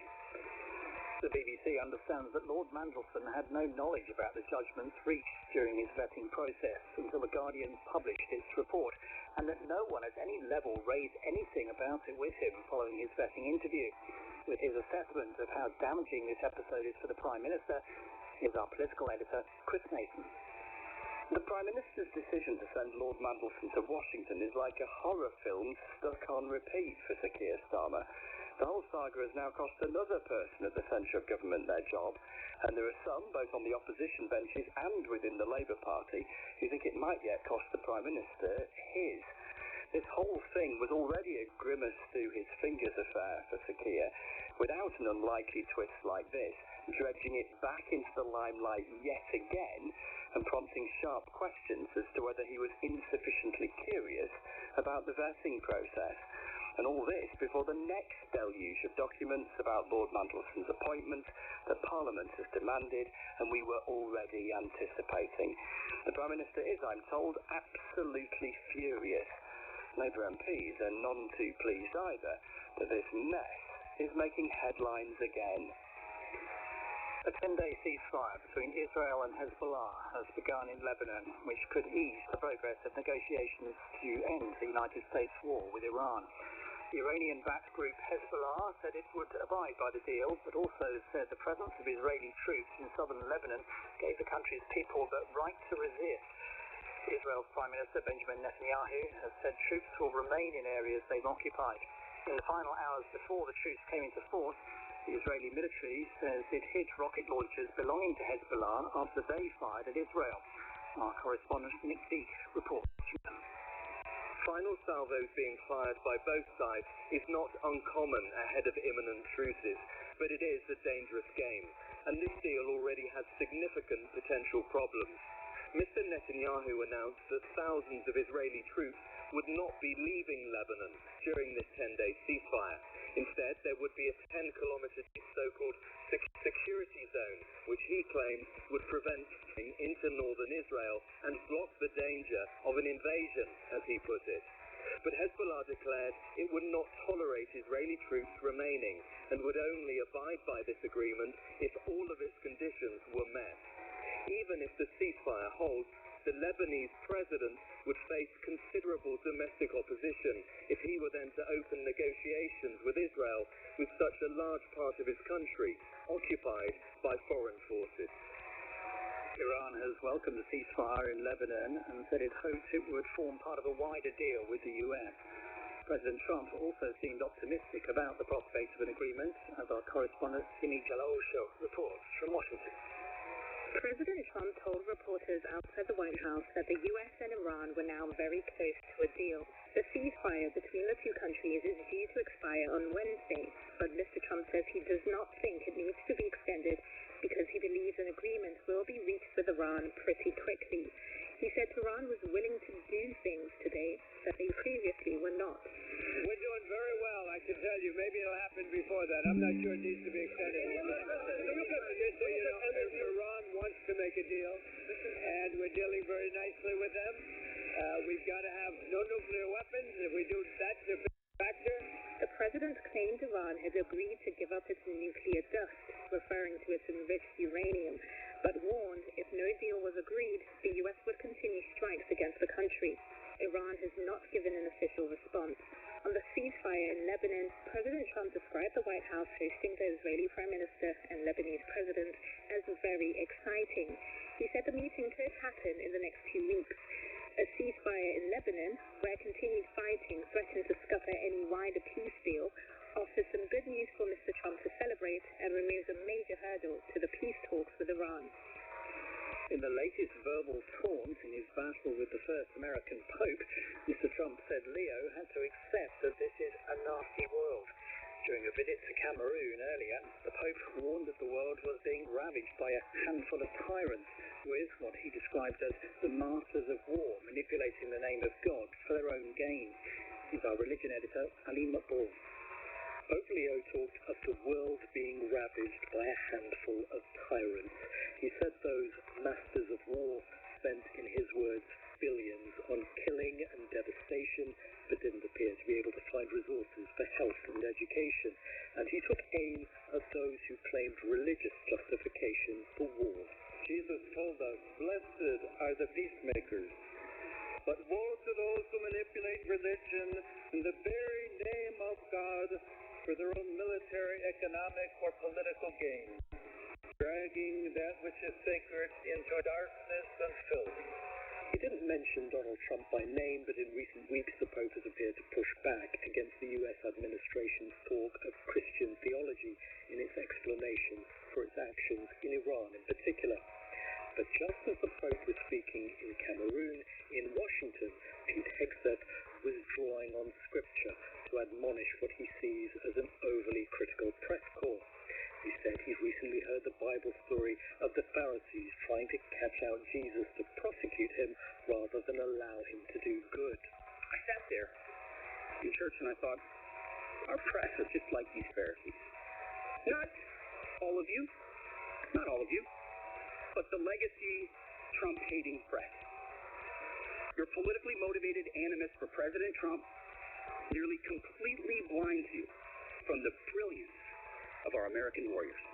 Throughout his papacy, Leo XIV has spoken with clarity about the way he sees powerful nations using their economic and military might to get others to submit, and has strongly condemned the killing and suffering of innocents.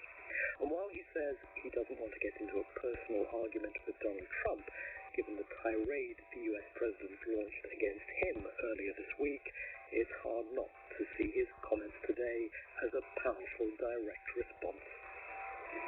The Chancellor, Rachel Reeves, has told the BBC that the UK has no issues with supplies of petrol, diesel or jet fuel, despite the shocks caused by the war in Iran. She said they had a very positive start to the year for the UK economy, after new figures showed it grew by 0.5% in February. The figures predate the Iran war, which has driven up energy prices. Our economics editor, Faisal Islam, sent this report from Washington.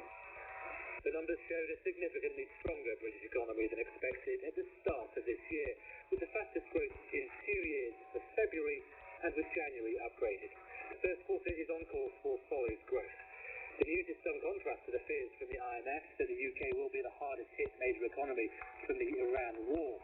The Chancellor said this was why she had continued to lobby for de-escalation and a ceasefire in the Gulf while here in the US, to provide relief for families and households. After accounts of contingency planning for a closure of the Strait emerged in the Times, she also played down concerns over the availability of energy and food supplies.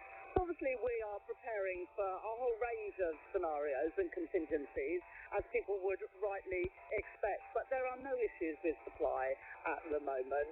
We are monitoring the situation very carefully.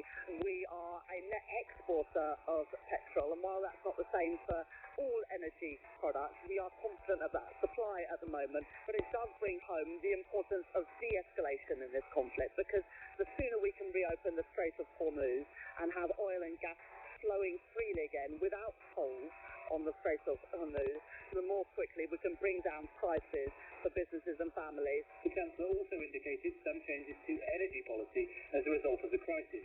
New details of schemes to allow oil and gas producers to expand existing fields and a reform to break the link between electricity prices and rising gas prices are expected to be announced in the coming days. The head of the International Energy Agency has warned that Europe could face shortages of jet fuel within 6 weeks. Its executive director, Fatih Birol, said this may lead to flight cancellations if supplies from the Middle East remained blocked. The IEA advises 32 countries on energy supply and security.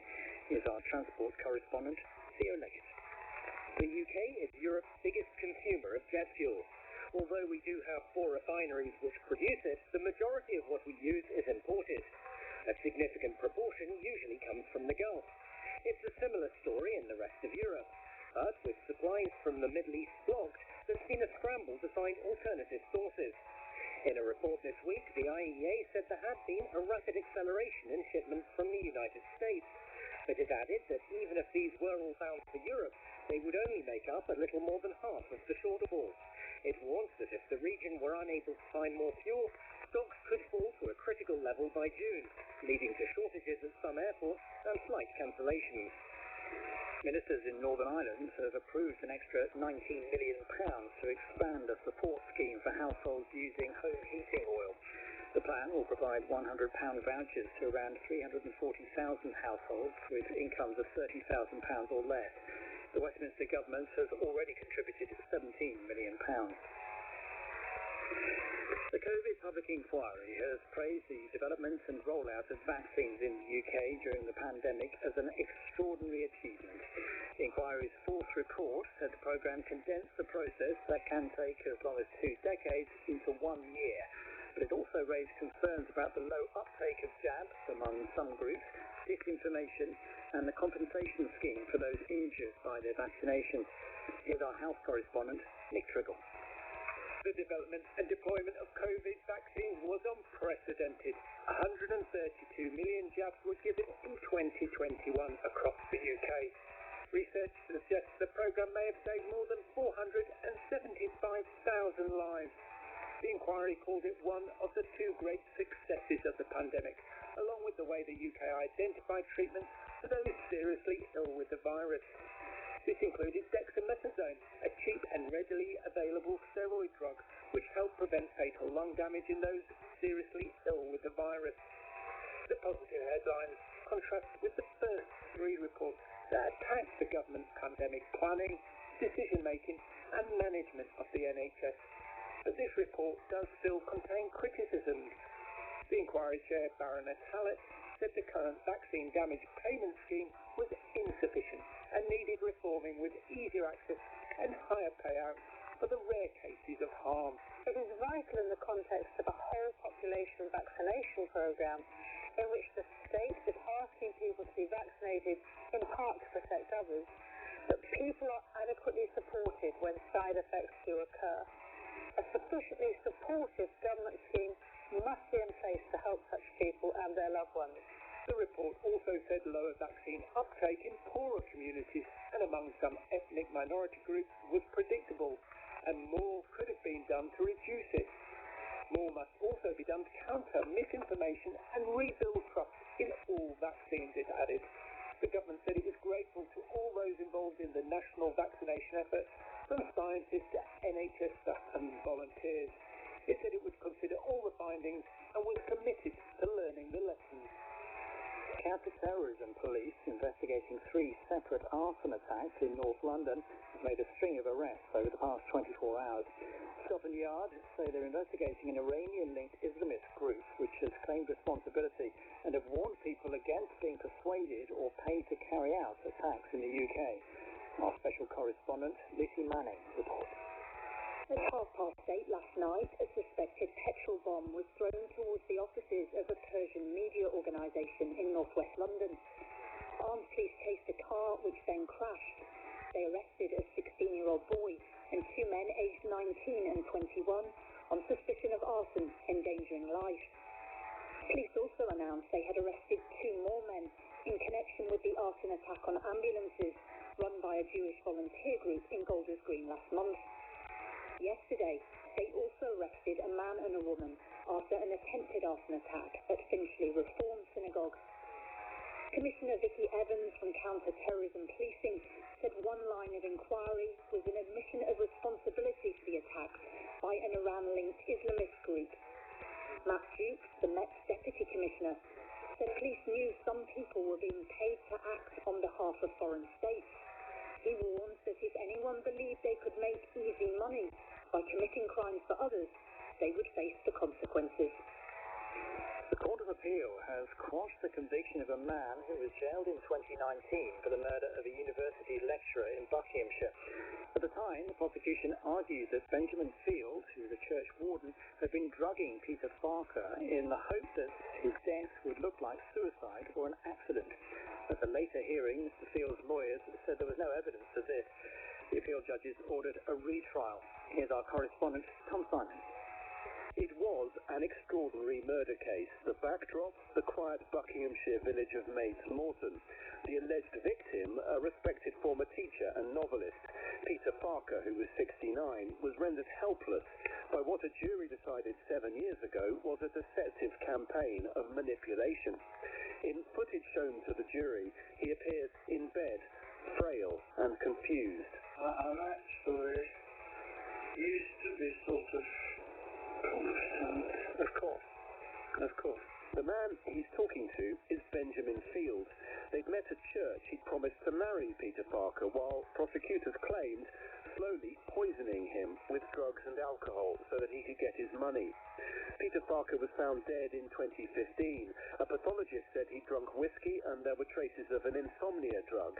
But Benjamin Field, sentenced to 36 years, has always insisted it wasn't murder. He didn't intend to kill him and didn't force him to drink. His claim has been considered 3 times by the Court of Appeal.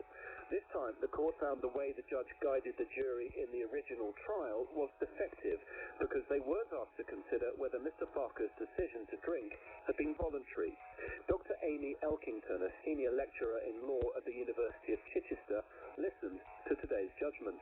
The point of law in this is that if the victim drinks the whiskey himself, and that is his choice, or in other words, his actions were free, deliberate and informed, then Benjamin Field can't be responsible for causing his death. The judges quashed the original conviction as unsafe. The Supreme Court will now consider the legal aspects of the case. After that, there may be a retrial. Benjamin Field was also convicted of fraud and burglary. He remains in prison for now. The former Arsenal goalkeeper Alex Manninger has died at the age of 48. His car was hit by a train at a level crossing near his hometown of Salzburg in Austria. Alex Manninger made 64 appearances for Arsenal between 1997 and 2002, winning the Premier League and the FA Cup. The exact location of William Shakespeare's only property in London has been identified in a street in the Blackfriars area after a researcher uncovered a centuries-old floor plan. It's long been believed the playwright bought the house as an investment and retired shortly afterwards, but the documents suggest he may have planned to live there and continue working. Lucy Munro, Professor of Shakespeare at King's College London, said her discovery showed there was still more to learn about him. It's really strange, so we get very used to thinking that most of the work on Shakespeare's biography has been done because so many scholars have pored over the materials, for going back to the 18th century. But there are still things that survive and things that haven't really been looked at, which is, I think, exciting. Astronauts from NASA's Artemis 2 mission say the global response to their journey to the far side of the moon has given them hope for the future. Speaking at a news conference, the crew said they were still coming to terms with the scale of what they had experienced, and that the public's positive reaction had been incredible. Our science editor, Rebecca Morale, reports.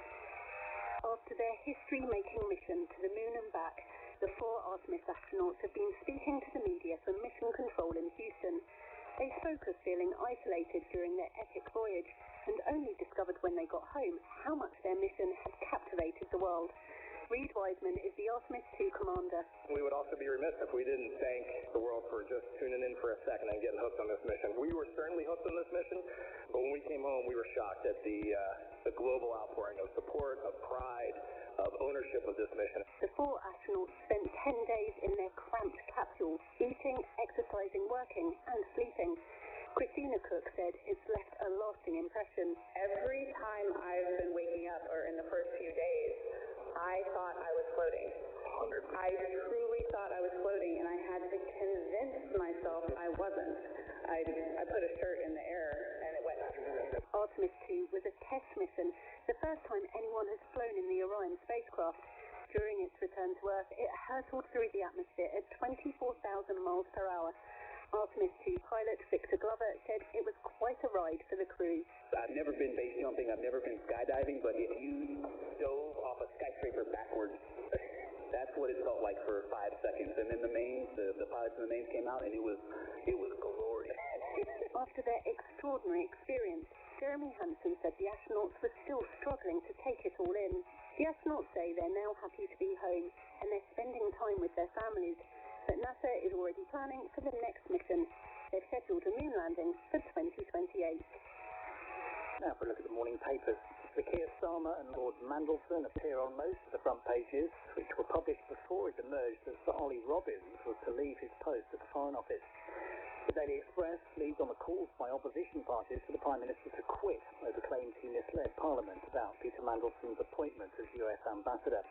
The Daily Telegraph reports that staff at Number 10 believe they were lied to by the Foreign Office about the peer failing his enhanced security vetting. Someone close to the Prime Minister tells the Financial Times it's inconceivable he would have gone ahead with the appointment if he had known. The Daily Mail says Downing Street is mounting a last-ditch attempt to keep Sir Keir in his job. On the topic of a leadership challenge, a source involved in previous moves against the Prime Minister tells the Times it's on. The Daily Mirror leads instead on Vladimir Putin, saying the Russian leader has drawn up a list of 4 locations in the UK that he could target for backing Ukraine's war effort. The chief executive of the Saudi-backed golf tour, LIV, has told players the season will continue at full throttle, despite unconfirmed reports that its funding might be pulled. In the 4 years since it was established, the Breakaway Tour has failed to make the breakthrough it hoped for, despite luring some of the world's most famous players with huge pay packets. Here's our golf commentator, Ian Carter. The arrival of LIV in 2022 shook the sporting world. Saudi Arabia ploughed in billions of pounds, threatening established tours by attracting some of the biggest stars, including major winners Phil Mickelson, Bryson DeChambeau, Dustin Johnson and Jon Rahm. But LIV has struggled to attract television audiences and rights deals. Despite Saudi investment of around £3.7 billion, LIV's UK arm lost around £300 million in 2024. Reports suggest the Saudis are ready to pull the plug on the project, but LIV's CEO Scott O'Neill emailed staff insisting the 2026 season would continue, uninterrupted and full throttle. Saudi Arabia is heavily involved in other sports, with sources suggesting it remains fully committed to Newcastle United Football Club. The country will stage the 2034 Men's World Cup, the cost of which experts suggest may adversely affect projects such as LIV Golf. Football, and Aston Villa and Nottingham Forest will meet each other in the semi-finals of the Europa League after winning their quarter-finals. Villa beat Bologna at Villa Park to complete a 7-1 aggregate win, while Forest edged past the 10-man Porto 1-0 at the City Ground, winning 2-1 on aggregate. In the Conference League, Crystal Palace are through to the semi-finals after beating Fiorentina. After 6 years of silence, a new James Bond theme has arrived, though not quite where you might expect. The song is for a new video game called 007 First Light, which comes out next month and features vocals from the American singer-songwriter Lana Del Rey. Our correspondent is named Chislak. Mark Chislak has license to report on the story. Bond's back. Or at least the theme tune is. That's Lana Del Rey lending vocals to this new composition.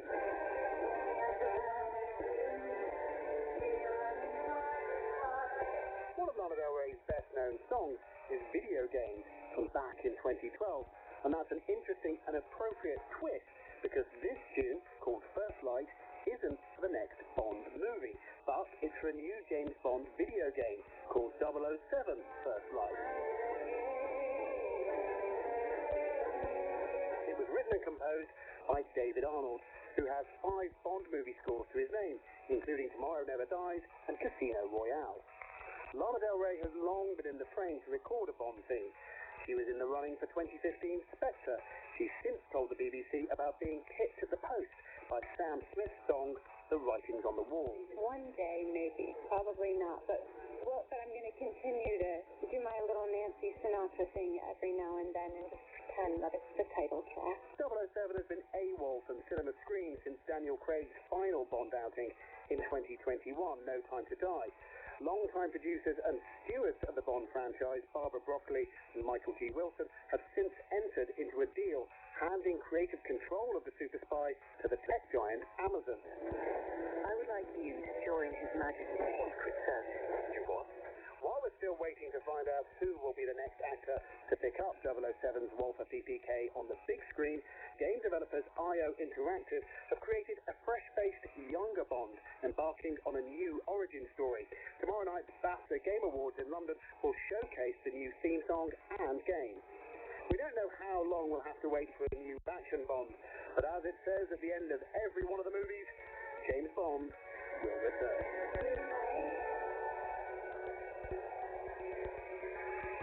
The headlines again.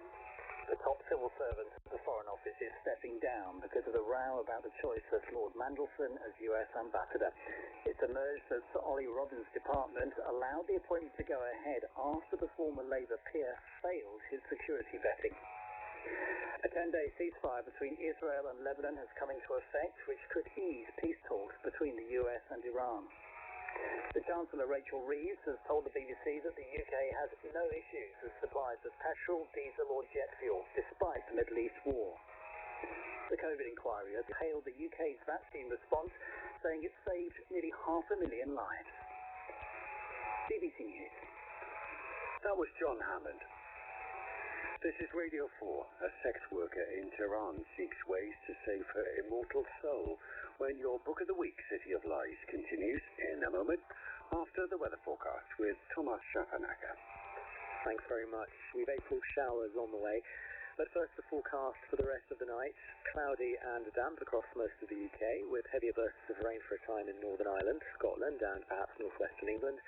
Mild, early morning temperatures will hover between 7 and 10 Celsius. On to Friday's forecast then. In Northern Ireland, overnight rain should clear to sunny spells and heavy showers, possibly thundery. Winds will be brisk and highs should reach 14 Celsius in Belfast. Scotland now, similar weather here. A spell of persistent rain early in the day, and then that should clear to showers as well. The heaviest of the showers and most blustery conditions will be in the west of Scotland. Highs should reach around 13 or 14 Celsius. Now Wales, wet in the morning, and it does look as though the weather front will be right on top of you for a while at least in the morning. By midday, the sun should pop out, and with a bit of luck, it should be a sunny day ahead. Just a small chance of a shower, especially in the north of Wales. Cardiff and Anglesey will reach highs of around 14 or 15 degrees. On to the forecast for England. A spell of persistent rain will be sweeping through during the morning and afternoon. Most of us should get some rain at one point or another. It'll be midday across the west of England, middle of the afternoon in the Peak District and say Yorkshire, and finally the rain will reach London and the southeast later in the afternoon or early evening. But sunshine is also forecast for western parts of England once the rain clears, so it should be a fine end to the day.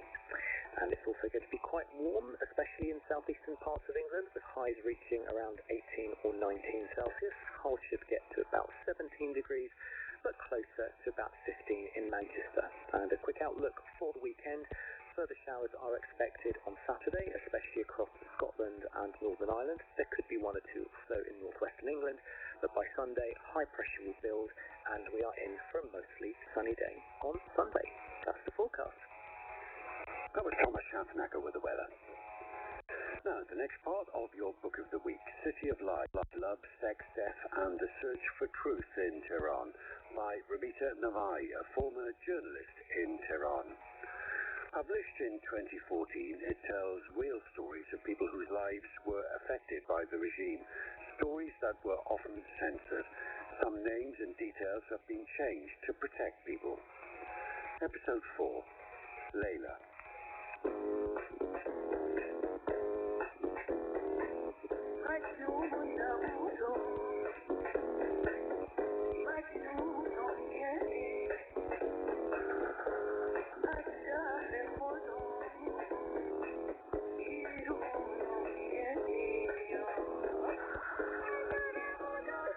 Layla was ordered to appear in court, she was scared.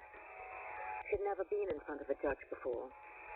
The courts were in a grey concrete slab of a building that could have been any municipal building in any developing country of the world.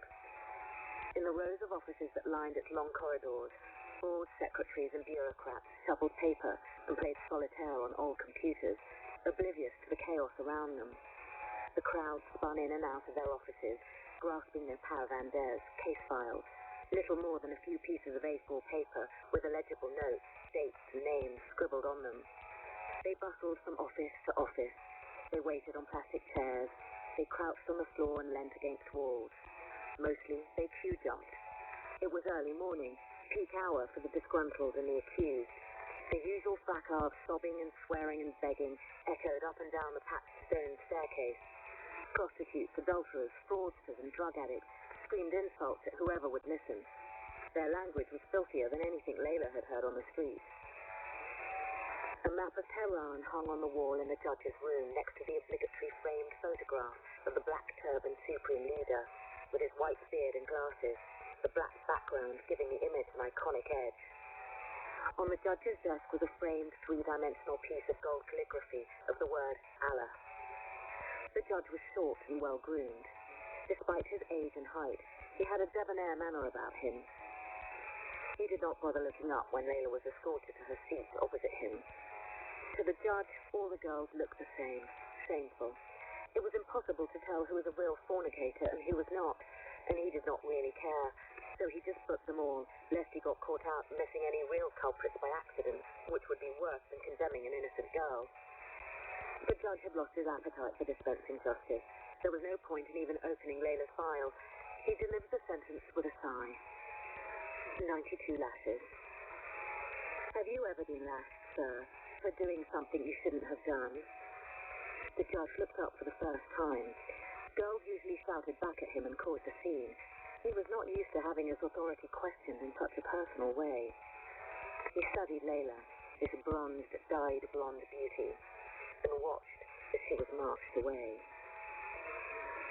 An office with a brown plywood desk and net curtains doubled as a whipping chamber.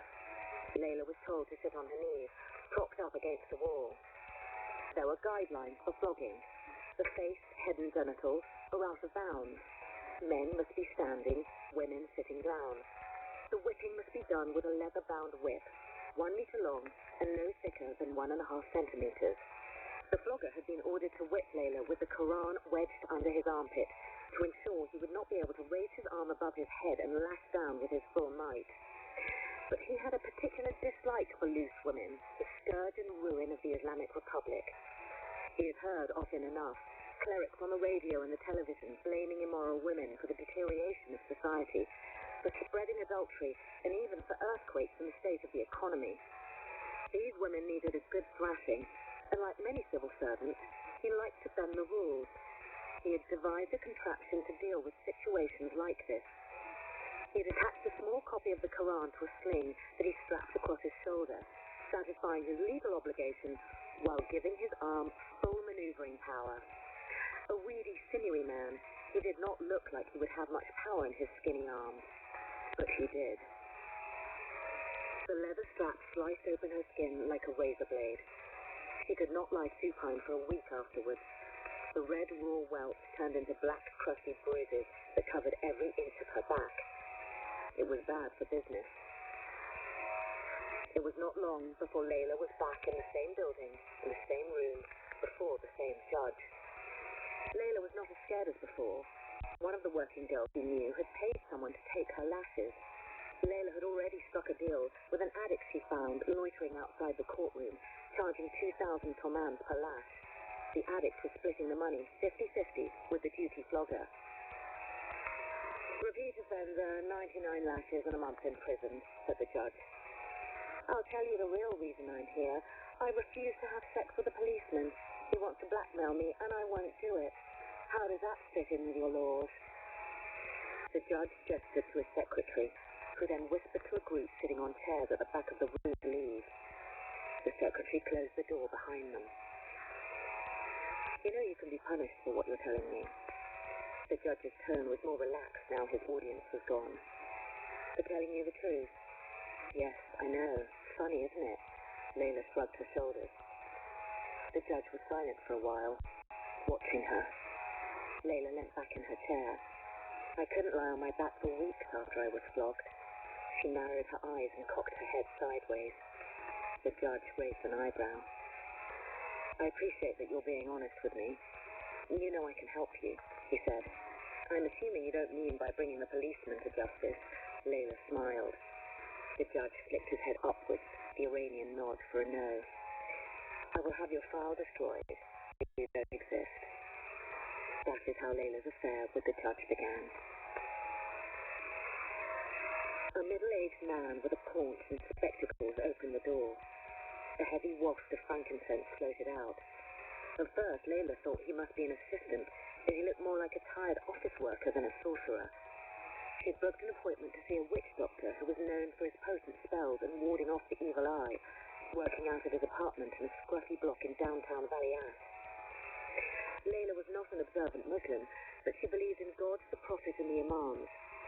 That is why she feared holy retribution for what she was doing. The man led Layla to a living room decorated with multicolored remnants of material draped over the windows, evil eyes hanging from the walls, a gigantic silver hand of Fatima next to the television, and joysticks burning on every available surface. Past the dirty kitchen, Layla could see a satellite dish propped up on a balcony, blackened by pollution. The sorcerer sat at a small Indian hand-carved table.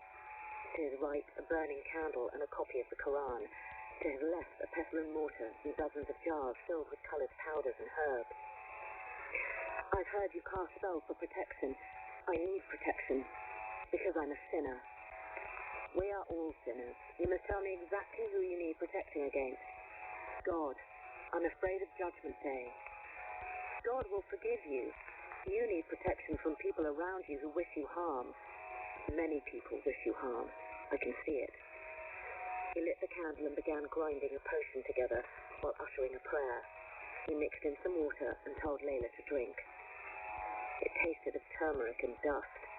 He charged her 100,000 tomans.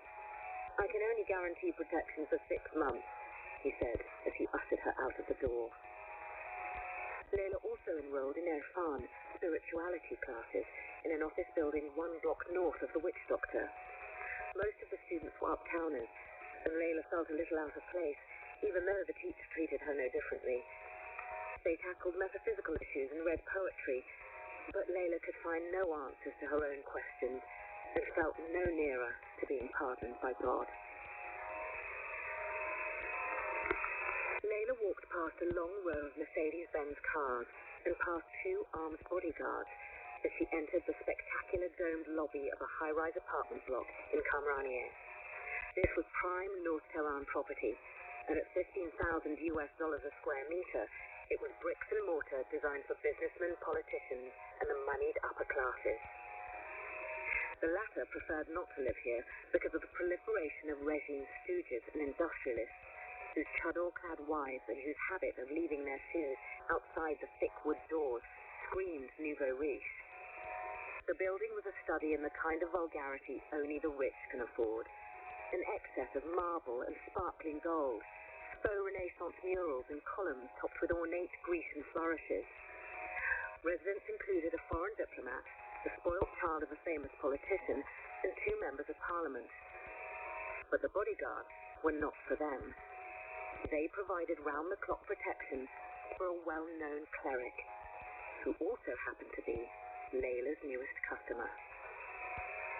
Layla had not been given a name, only instructions to tell the liveried porter that the resident of the 23rd floor was expecting her.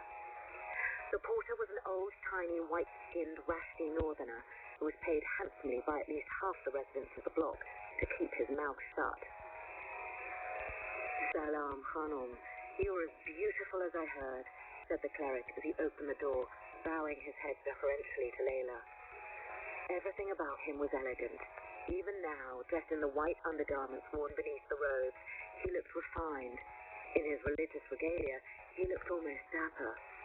He was tall with a lean body and wore expensive spectacles.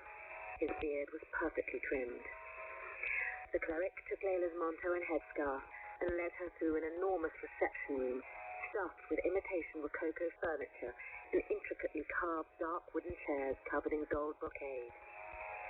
In a bedroom with drawn curtains, they sat on the edge of the bed. My dear, do you say your prayers? No, sir, my family isn't religious.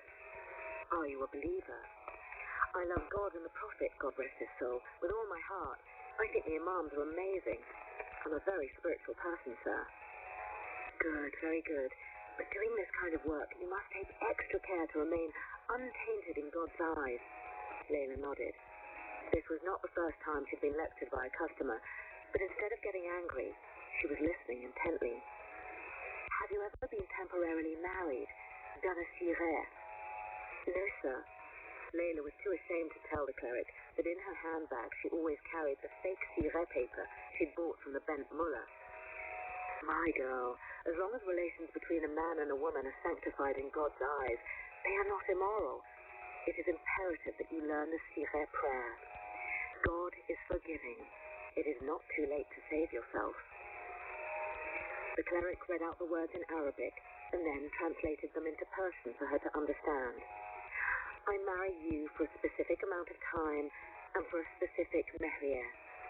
Layla and the cleric repeated the words in Arabic together, and then she uttered them one more time on her own. Now we are not sinning. The cleric patted Layla's leg and smiled. He took off his glasses and his rings and turned off the sidelight before undressing in the dark. Afterwards, for the first time, Layla did not fear a reprisal from God. And Layla never again had sex without whispering the sireh prayer under her breath.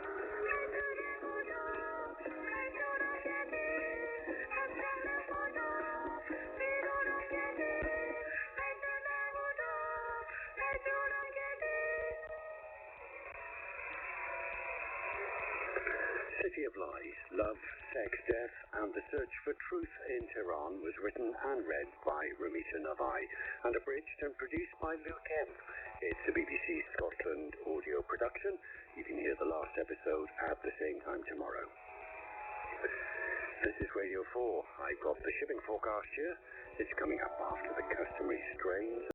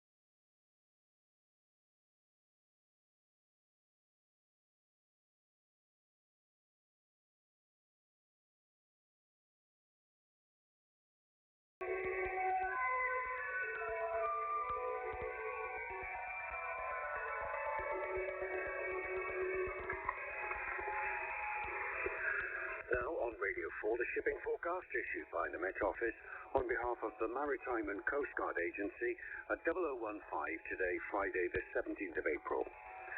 There are warnings of gales in Shannon, Rockall, Malin and Hebrides. The general synopsis at 1800, low 150 miles west of North Shannon, 993, expected East Bailey, 993 by 1800 Friday. The area forecast for the next 24 hours, Viking, north at Sierra, south at Sierra, southerly or southeasterly 5 to 7, occasionally 4 at first. Rain developing, fog patches, moderate or good, occasionally very poor. 40s, Cromarty, 4th, Tyne, Dogger, south or southeast, veering southwest later, 4 to 6, occasionally 7 in Cromarty. Occasional rain, then showers later, fog patches in 40s and Dogger. Moderate or good, occasionally very poor in 40s and Dogger. Fisher, German Bight, south or southeast, 2 or 3, increasing 3 to 5. Fog patches, moderate or good, occasionally very poor. Humber, Thames, Dover, White, Portland, southerly or southwesterly 3 to 5, becoming variable 2 in South White and South Portland. Occasional rain, good, occasionally moderate. Plymouth, northwest Biscay, southerly or southwesterly 3 to 5, occasionally 6 at first in Plymouth, veering northwesterly 2 to 4 later. Occasional rain, moderate or good, occasionally poor. Southeast Biscay, variable 2 to 4, mainly fair, good, occasionally poor. Southeast Trafalgar, easterly or northeasterly 4 to 6, fair, good. Northwest Trafalgar, southeast Fitzroy, variable 2 to 4, becoming northerly or northeasterly 3 to 5 later, mainly fair, good. Northwest Fitzroy, so, southwesterly 4 to 6, veering westerly or northwesterly 3 to 5, becoming variable 3 or 4 later in northwest Fitzroy. Rain, then showers, good, occasionally poor at first.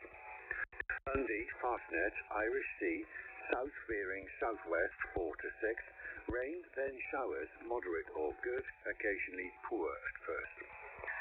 Shannon, southwest 6 to gale 8, veering west 5 or 6, squally showers, moderate or poor, occasionally good. Rockall, cyclonic becoming west or northwest 5 to 7, occasionally 4 at first, then increasing gale 8 at times. Rain, then showers, moderate or good, occasionally poor. Malin, Hebrides, south veering west or southwest later 5 to 7, increasing gale 8 at times. Rain, then showers, moderate or good, occasionally poor. Bailey, cyclonic 3 to 5, becoming northwest 5 to 7 later, perhaps gale 8 later. Rain or squally showers, good, occasionally poor. Fair Isle, Faroes, southerly backing southeasterly 4 to 6, occasionally 7 later, perhaps gale 8 later in West Fair Isle.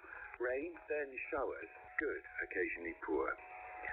Southeast Iceland, cyclonic 2 to 4, increasing 4 to 6 later, rain or showers, fog patches, moderate or good, occasionally very poor. And the weather reports from coastal stations for 2300. Kyrie automatic, south by east 6, slight rain, 3 miles, 1006, falling slowly. Stornoway, southeast by south 4, slight rain, 5 miles, 1006, falling slowly. Lerwick, south-southwest 2, mist, 3 miles, 1011, rising more slowly. Wick automatic, south-southeast 3, 13 miles, 1010, now falling. Aberdeen, south 3, 16 miles, 1012, now falling. Lucas, south-southwest 2, 9 miles, 1012, now falling. Boomer, south by west 3, 15 miles, 1015, rising slowly. Bridlington, south by west 2, 1017, now falling. Sandetti light vessel automatic, south by west 4, 5 miles, 1021. Greenwich light vessel automatic, southeast 3, 5 miles, 1020. St. Catherine's Point automatic, calm, 1020, now falling. Jersey, southeast 1, 8 miles, 1021, rising slowly. Channel light vessel automatic, south-southeast 3, 1020. Scilly automatic, south by west 5, mist 3 miles, 1016, now falling. Milford Haven, south by west 4, mist 3 miles, 1016, falling slowly. Aberporth, south 4, recent rain, 9 miles, 1016, falling slowly. Valley, south 5, slight rain, 4 miles, 1014, falling slowly. Liverpool Crosby, south-southeast 2, recent rain, 14 miles, 1016, now falling. Valencia, south 5, moderate rain, 2 miles, 1006, falling slowly. Ronaldsway, south by east 5, slight rain, 2 miles, 1013, falling slowly. Malin Head, south by east 5, recent drizzle, 27 miles, 1006, falling slowly. Machrihanish automatic, south-southeast 6, rain, 2 miles, 1009, falling slowly. And the weather forecast for the inshore waters of Great Britain and Northern Ireland, valid for the following 24 hours, issued by the Met Office at 2300. The general situation, the United Kingdom will lie in a south to southwesterly airflow during the first half of Friday. However, the flow will gradually veer westerly later in the day and during Friday night as an area of low pressure to the west of the country moves north-northeastwards towards the Faroe Islands. Northern and western areas will have rain or showers and strong winds. Cape Wrath to Rattray Head, including Orkney, southeast 3 to 5, veering south 4 to 6, occasionally 7 later. Rain at times, then showers, good, occasionally moderate.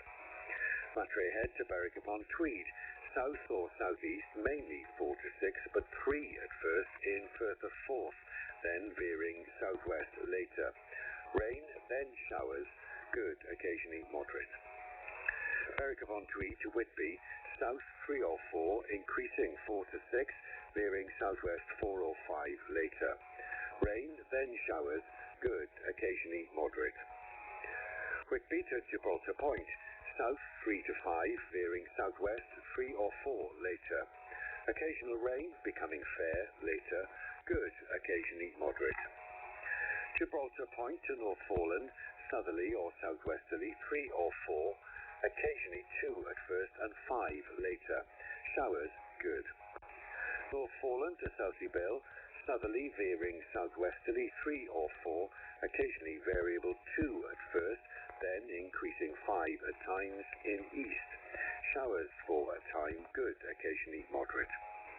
Southsea Bill to Lyme Regis, southerly veering southwesterly 3 or 4, occasionally 2 at first in east, increasing 5 at times in west, then veering northwesterly 3 or 4 later in west.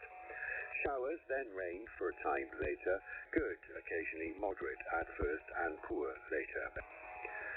Lyme Regis to Land's End, including the Isles of Scilly, southerly or southwesterly 4 or 5, occasionally 6 at first in west, veering westerly 3 or 4 later. Drizzle or showers, then rain for a time, becoming fair later. Moderate or good, occasionally poor, becoming good later.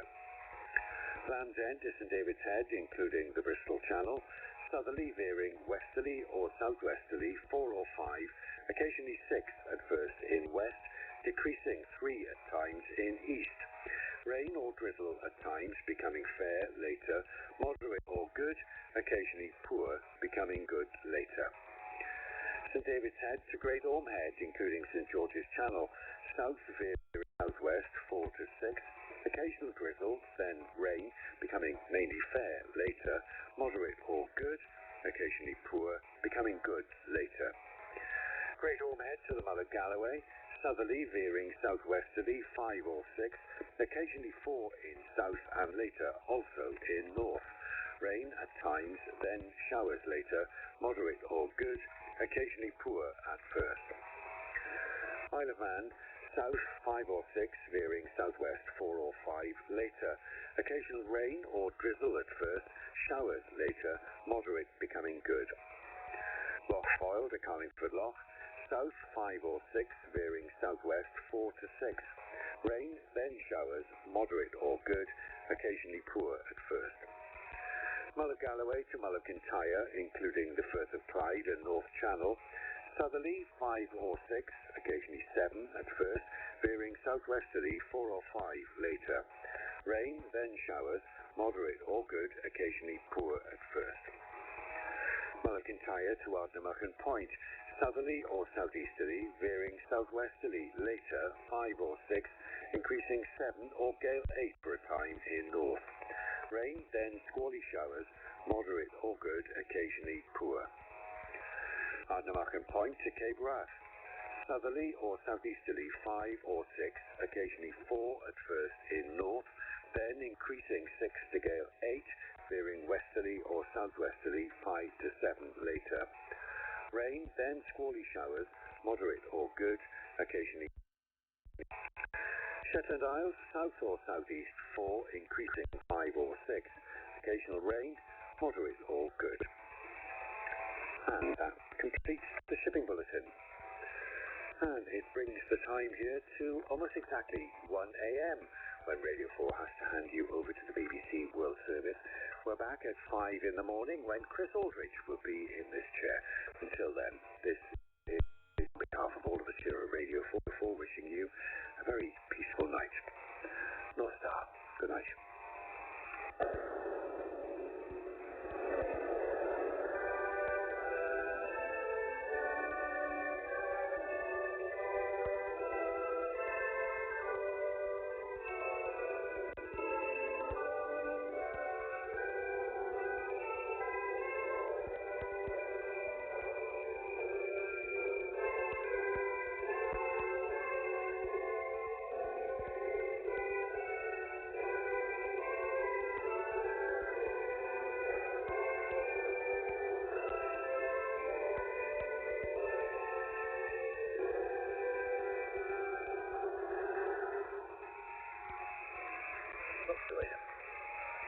BBC News with Neil Nunes. A 10-day ceasefire between Israel and Lebanon has come into effect. Speaking to reporters earlier, President Trump sounded optimistic. Actually, it's very exciting because it's 48 years. We're going to be meeting with Bibi Netanyahu, as you know, and the president of Lebanon. And I had a great talk with both of them today. They're going to be having a ceasefire, and that'll include Hezbollah. The Iranian-backed group Hezbollah said it would abide by the deal. Israel said its troops would remain in areas they've occupied in southern Lebanon. Iran welcomed the truce but called for Israel's full withdrawal from Lebanon. The Israel-Lebanon truce could also ease negotiations to end the war with Iran. President Trump was upbeat, saying the next meeting with Iranian representatives could happen this weekend. Simitola Osho is in Washington. President Trump told reporters outside the White House that the U.S. and Iran were now very close to a deal. The ceasefire between the two countries is due to expire on Wednesday, but Mr. Trump says he does not think it needs to be extended because he believes an agreement will be reached with Iran pretty quickly. He said Tehran was willing to do things today that they previously were not.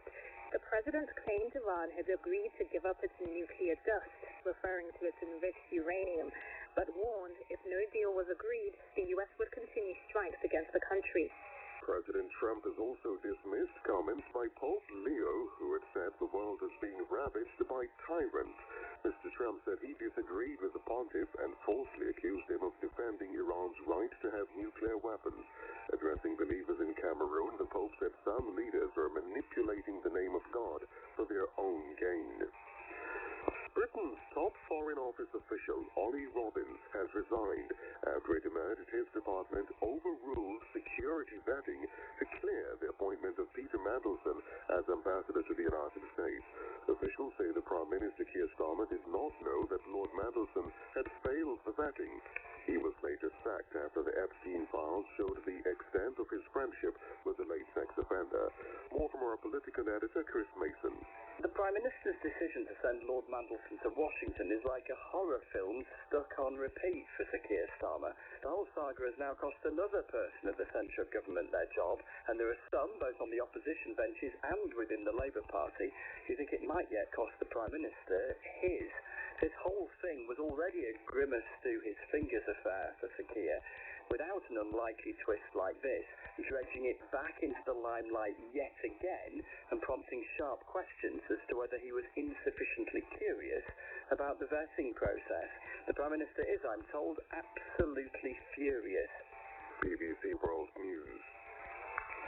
2 U.S. citizens have been given prison sentences for helping North Korean IT workers defraud American companies in a scheme that generated more than $5 million for the communist state.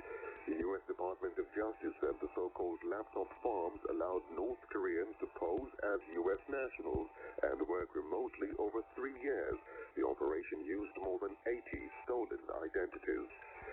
French prosecutors say a suspect in a deadly attack on a Jewish restaurant in 1982 has been arrested.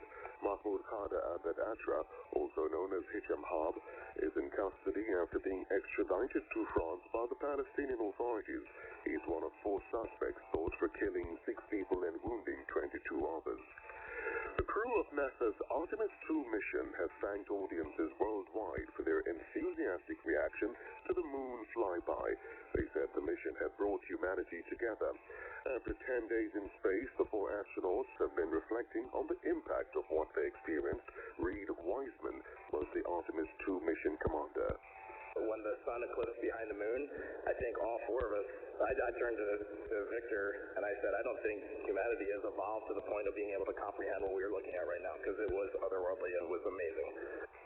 The governor of the U.S. state of New Jersey has criticized football's world governing body over a reported hike in train prices during the World Cup later this year. Mickey Sherrill blamed FIFA for people having to pay more than $100 while traveling to local matches on the New Jersey Transit line, 7 times the normal cost. She said FIFA was making huge sums on ticket sales and should subsidize travel. A FIFA spokesperson said it was surprised and expected fans to travel at normal costs as per FIFA's 2018 agreement. BBC World News. Thank you. You're listening to the newsroom from the BBC World Service with Oliver Conway. Israel has been at war with the Lebanese paramilitary group Hezbollah for many decades. Israeli troops have spent years on and off occupying parts of Lebanon, but still the Iranian-backed organization is able to fire rockets into northern Israel, most recently in response to the assassination of the Iranian supreme leader 6 weeks ago. Israel then relaunched the kind of devastating cross-border attack seen in 2024. Over the past month and a half, another 2,000 people have been killed in Lebanon. And after the ceasefire with Iran, Israel only intensified its bombardment, including a 10-minute attack which killed hundreds of people. Now, though, under pressure from President Trump, Israel has agreed to a 10-day ceasefire with Lebanon. It's not what the Israeli Prime Minister Benjamin Netanyahu would have wanted, but he put a brave face on it. I agreed to a temporary ceasefire in order to try to advance negotiations. We have 2 fundamental demands: the disarmament of Hezbollah and a sustainable peace agreement. In order to achieve the ceasefire, Hezbollah insisted on 2 conditions: that Israel withdraw from all Lebanese territory up to the international border, and a quiet arrangement. I did not agree to either of these. We remain in Lebanon in a 10-kilometer reinforced security zone. The ceasefire is only with the Lebanese government, not Hezbollah, which is often seen as a state within a state. And the group said the presence of Israeli troops on Lebanese soil meant they had a right to resist. Shortly before the truce was announced, the BBC's Nawal Al-Maghafi asked Wafik Safa, a senior Hezbollah official, if the group would abide by it. Let's see. It depends what the ceasefire is like. If it is a ceasefire like it was in 2024, then this is certainly not acceptable to us. We will certainly not accept it, because then we will return to the way that we were. We will not go back to how things have been in the last 15 months of Israel. Will Hezbollah ever disarm? Never ever. Not until a proper ceasefire, a real one.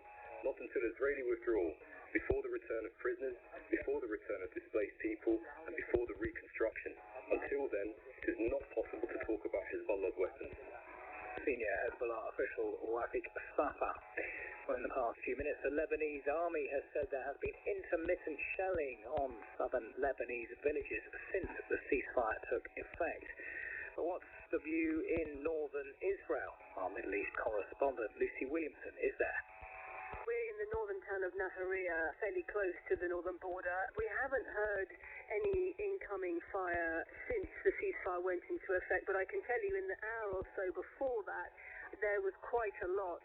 3 waves of rockets sent into northern Israel, intercepted right above us, and we're hearing from ambulance services that at least 8 people have been injured, 2 of them seriously, in those attacks. And talking to people here in the northern communities, there is a great deal of skepticism about this ceasefire, about whether it will hold, but about also Benjamin Netanyahu's choice in agreeing to it.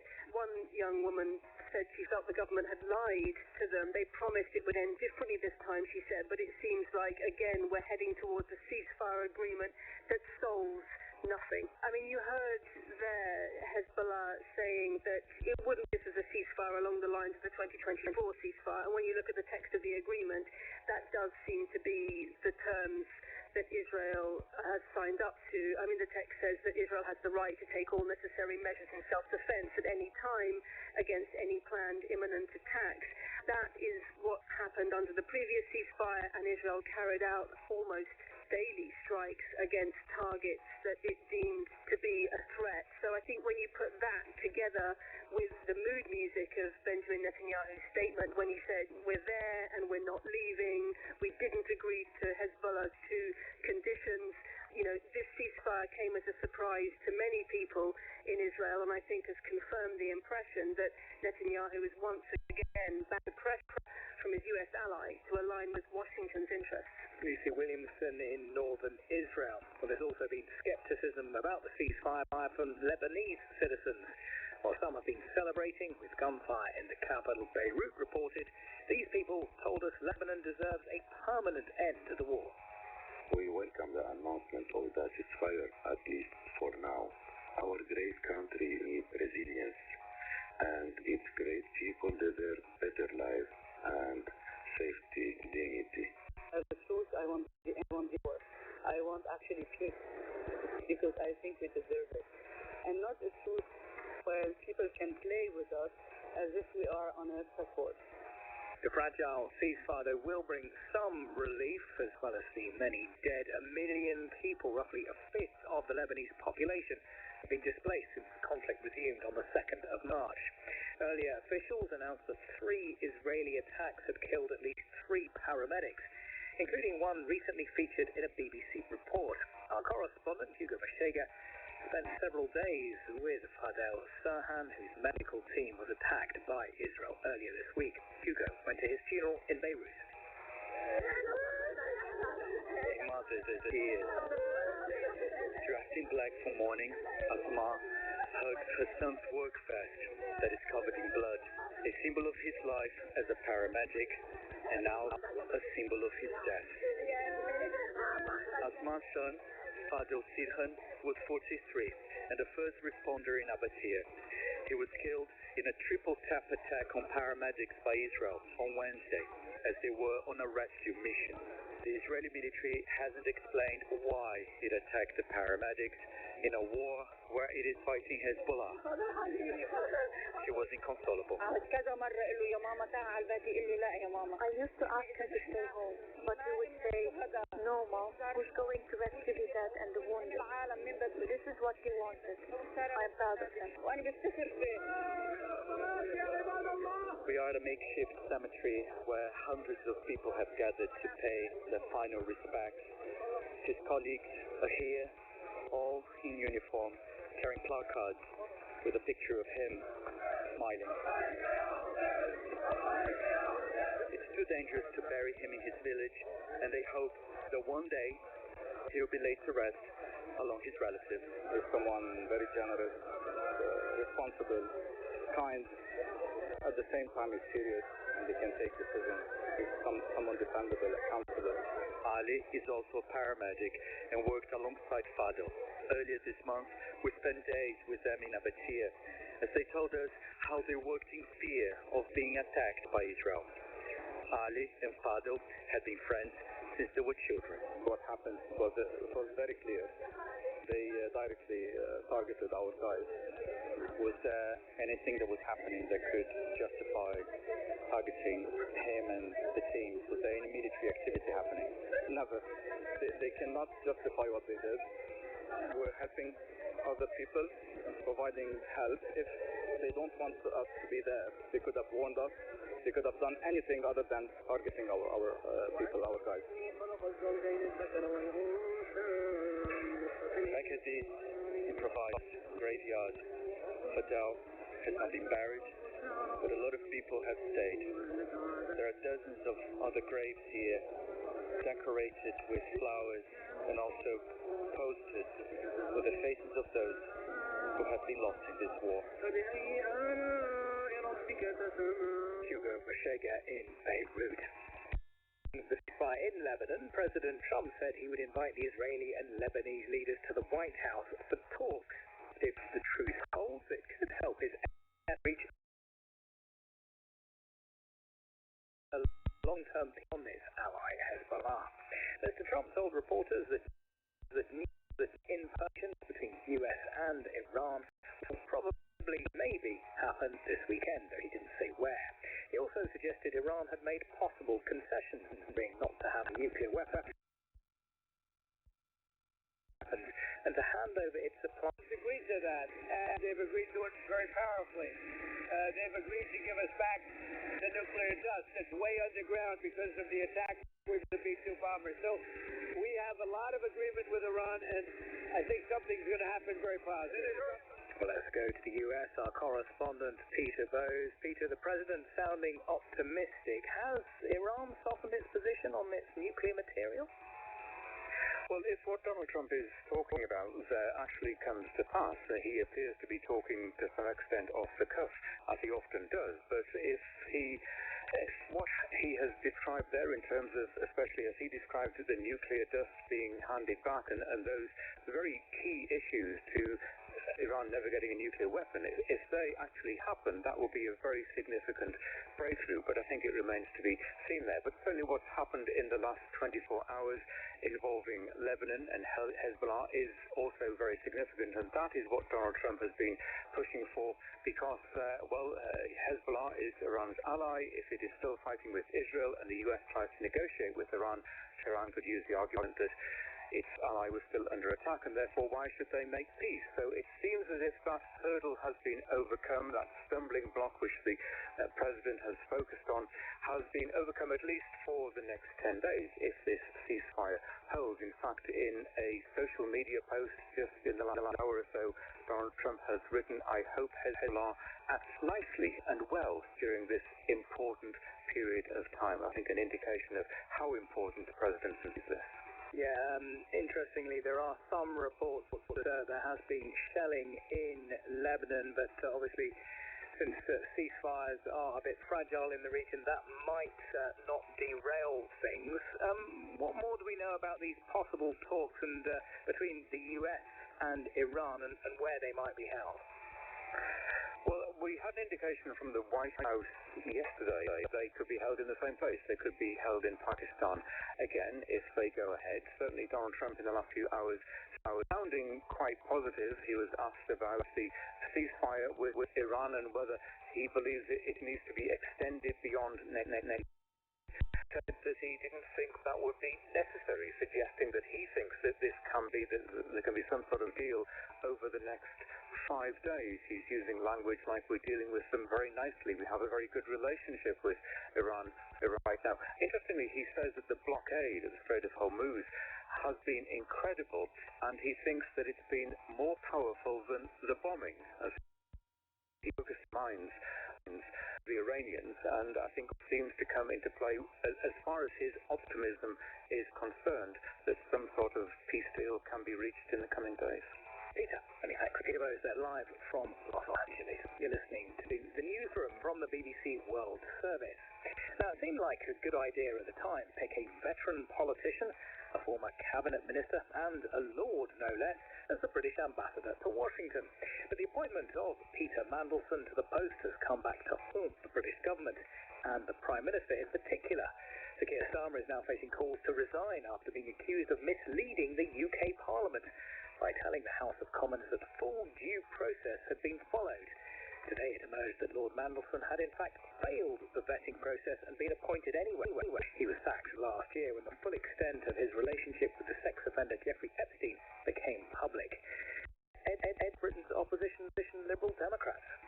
The Prime Minister has misled Parliament and the public about this. He has to go. We already know he showed catastrophic potential in appointing Mandelson to be the UK's ambassador to America. He was relying on the vetting process as his defence. It looked like the vetting process was ignored. This is hugely serious, and I think he will probably have to go. There's no sign of the top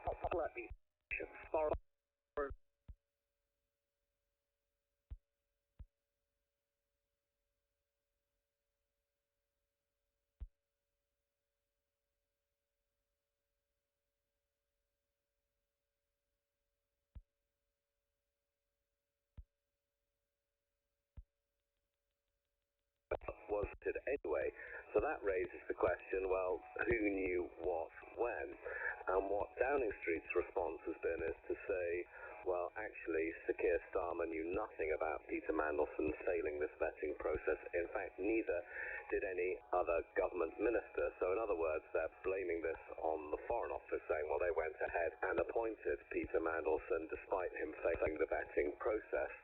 But of course, this has got opposition politicians who say, well, hang on, how come Sir Keir Starmer told Parliament and the public on repeated occasions that Peter Mandelson had in fact passed all sorts of vetting processes, and the charge is that either he was lying when he told the public that then, or he was just incompetent in not knowing about. I mean, it's possible that Prime Ministers don't know everything that goes on in their government. Yes, absolutely, and that of course is the defence that Downing Street is mounting, and allies of Sir Keir Starmer are mounting, that look, you can't be expected to be across every single decision, every single appointment. But the argument against that that's being made is that, look, this was an incredibly senior appointment. It was always incredibly confidential, and why on earth, critics say, was Sir Keir Starmer repeatedly saying that, look, all of these proper processes had been followed, when it now turns out that Peter Mandelson had failed one of those processes. And it's just the latest in a long line of things wrong for Keir Starmer. Can he survive? And a couple of weeks ago,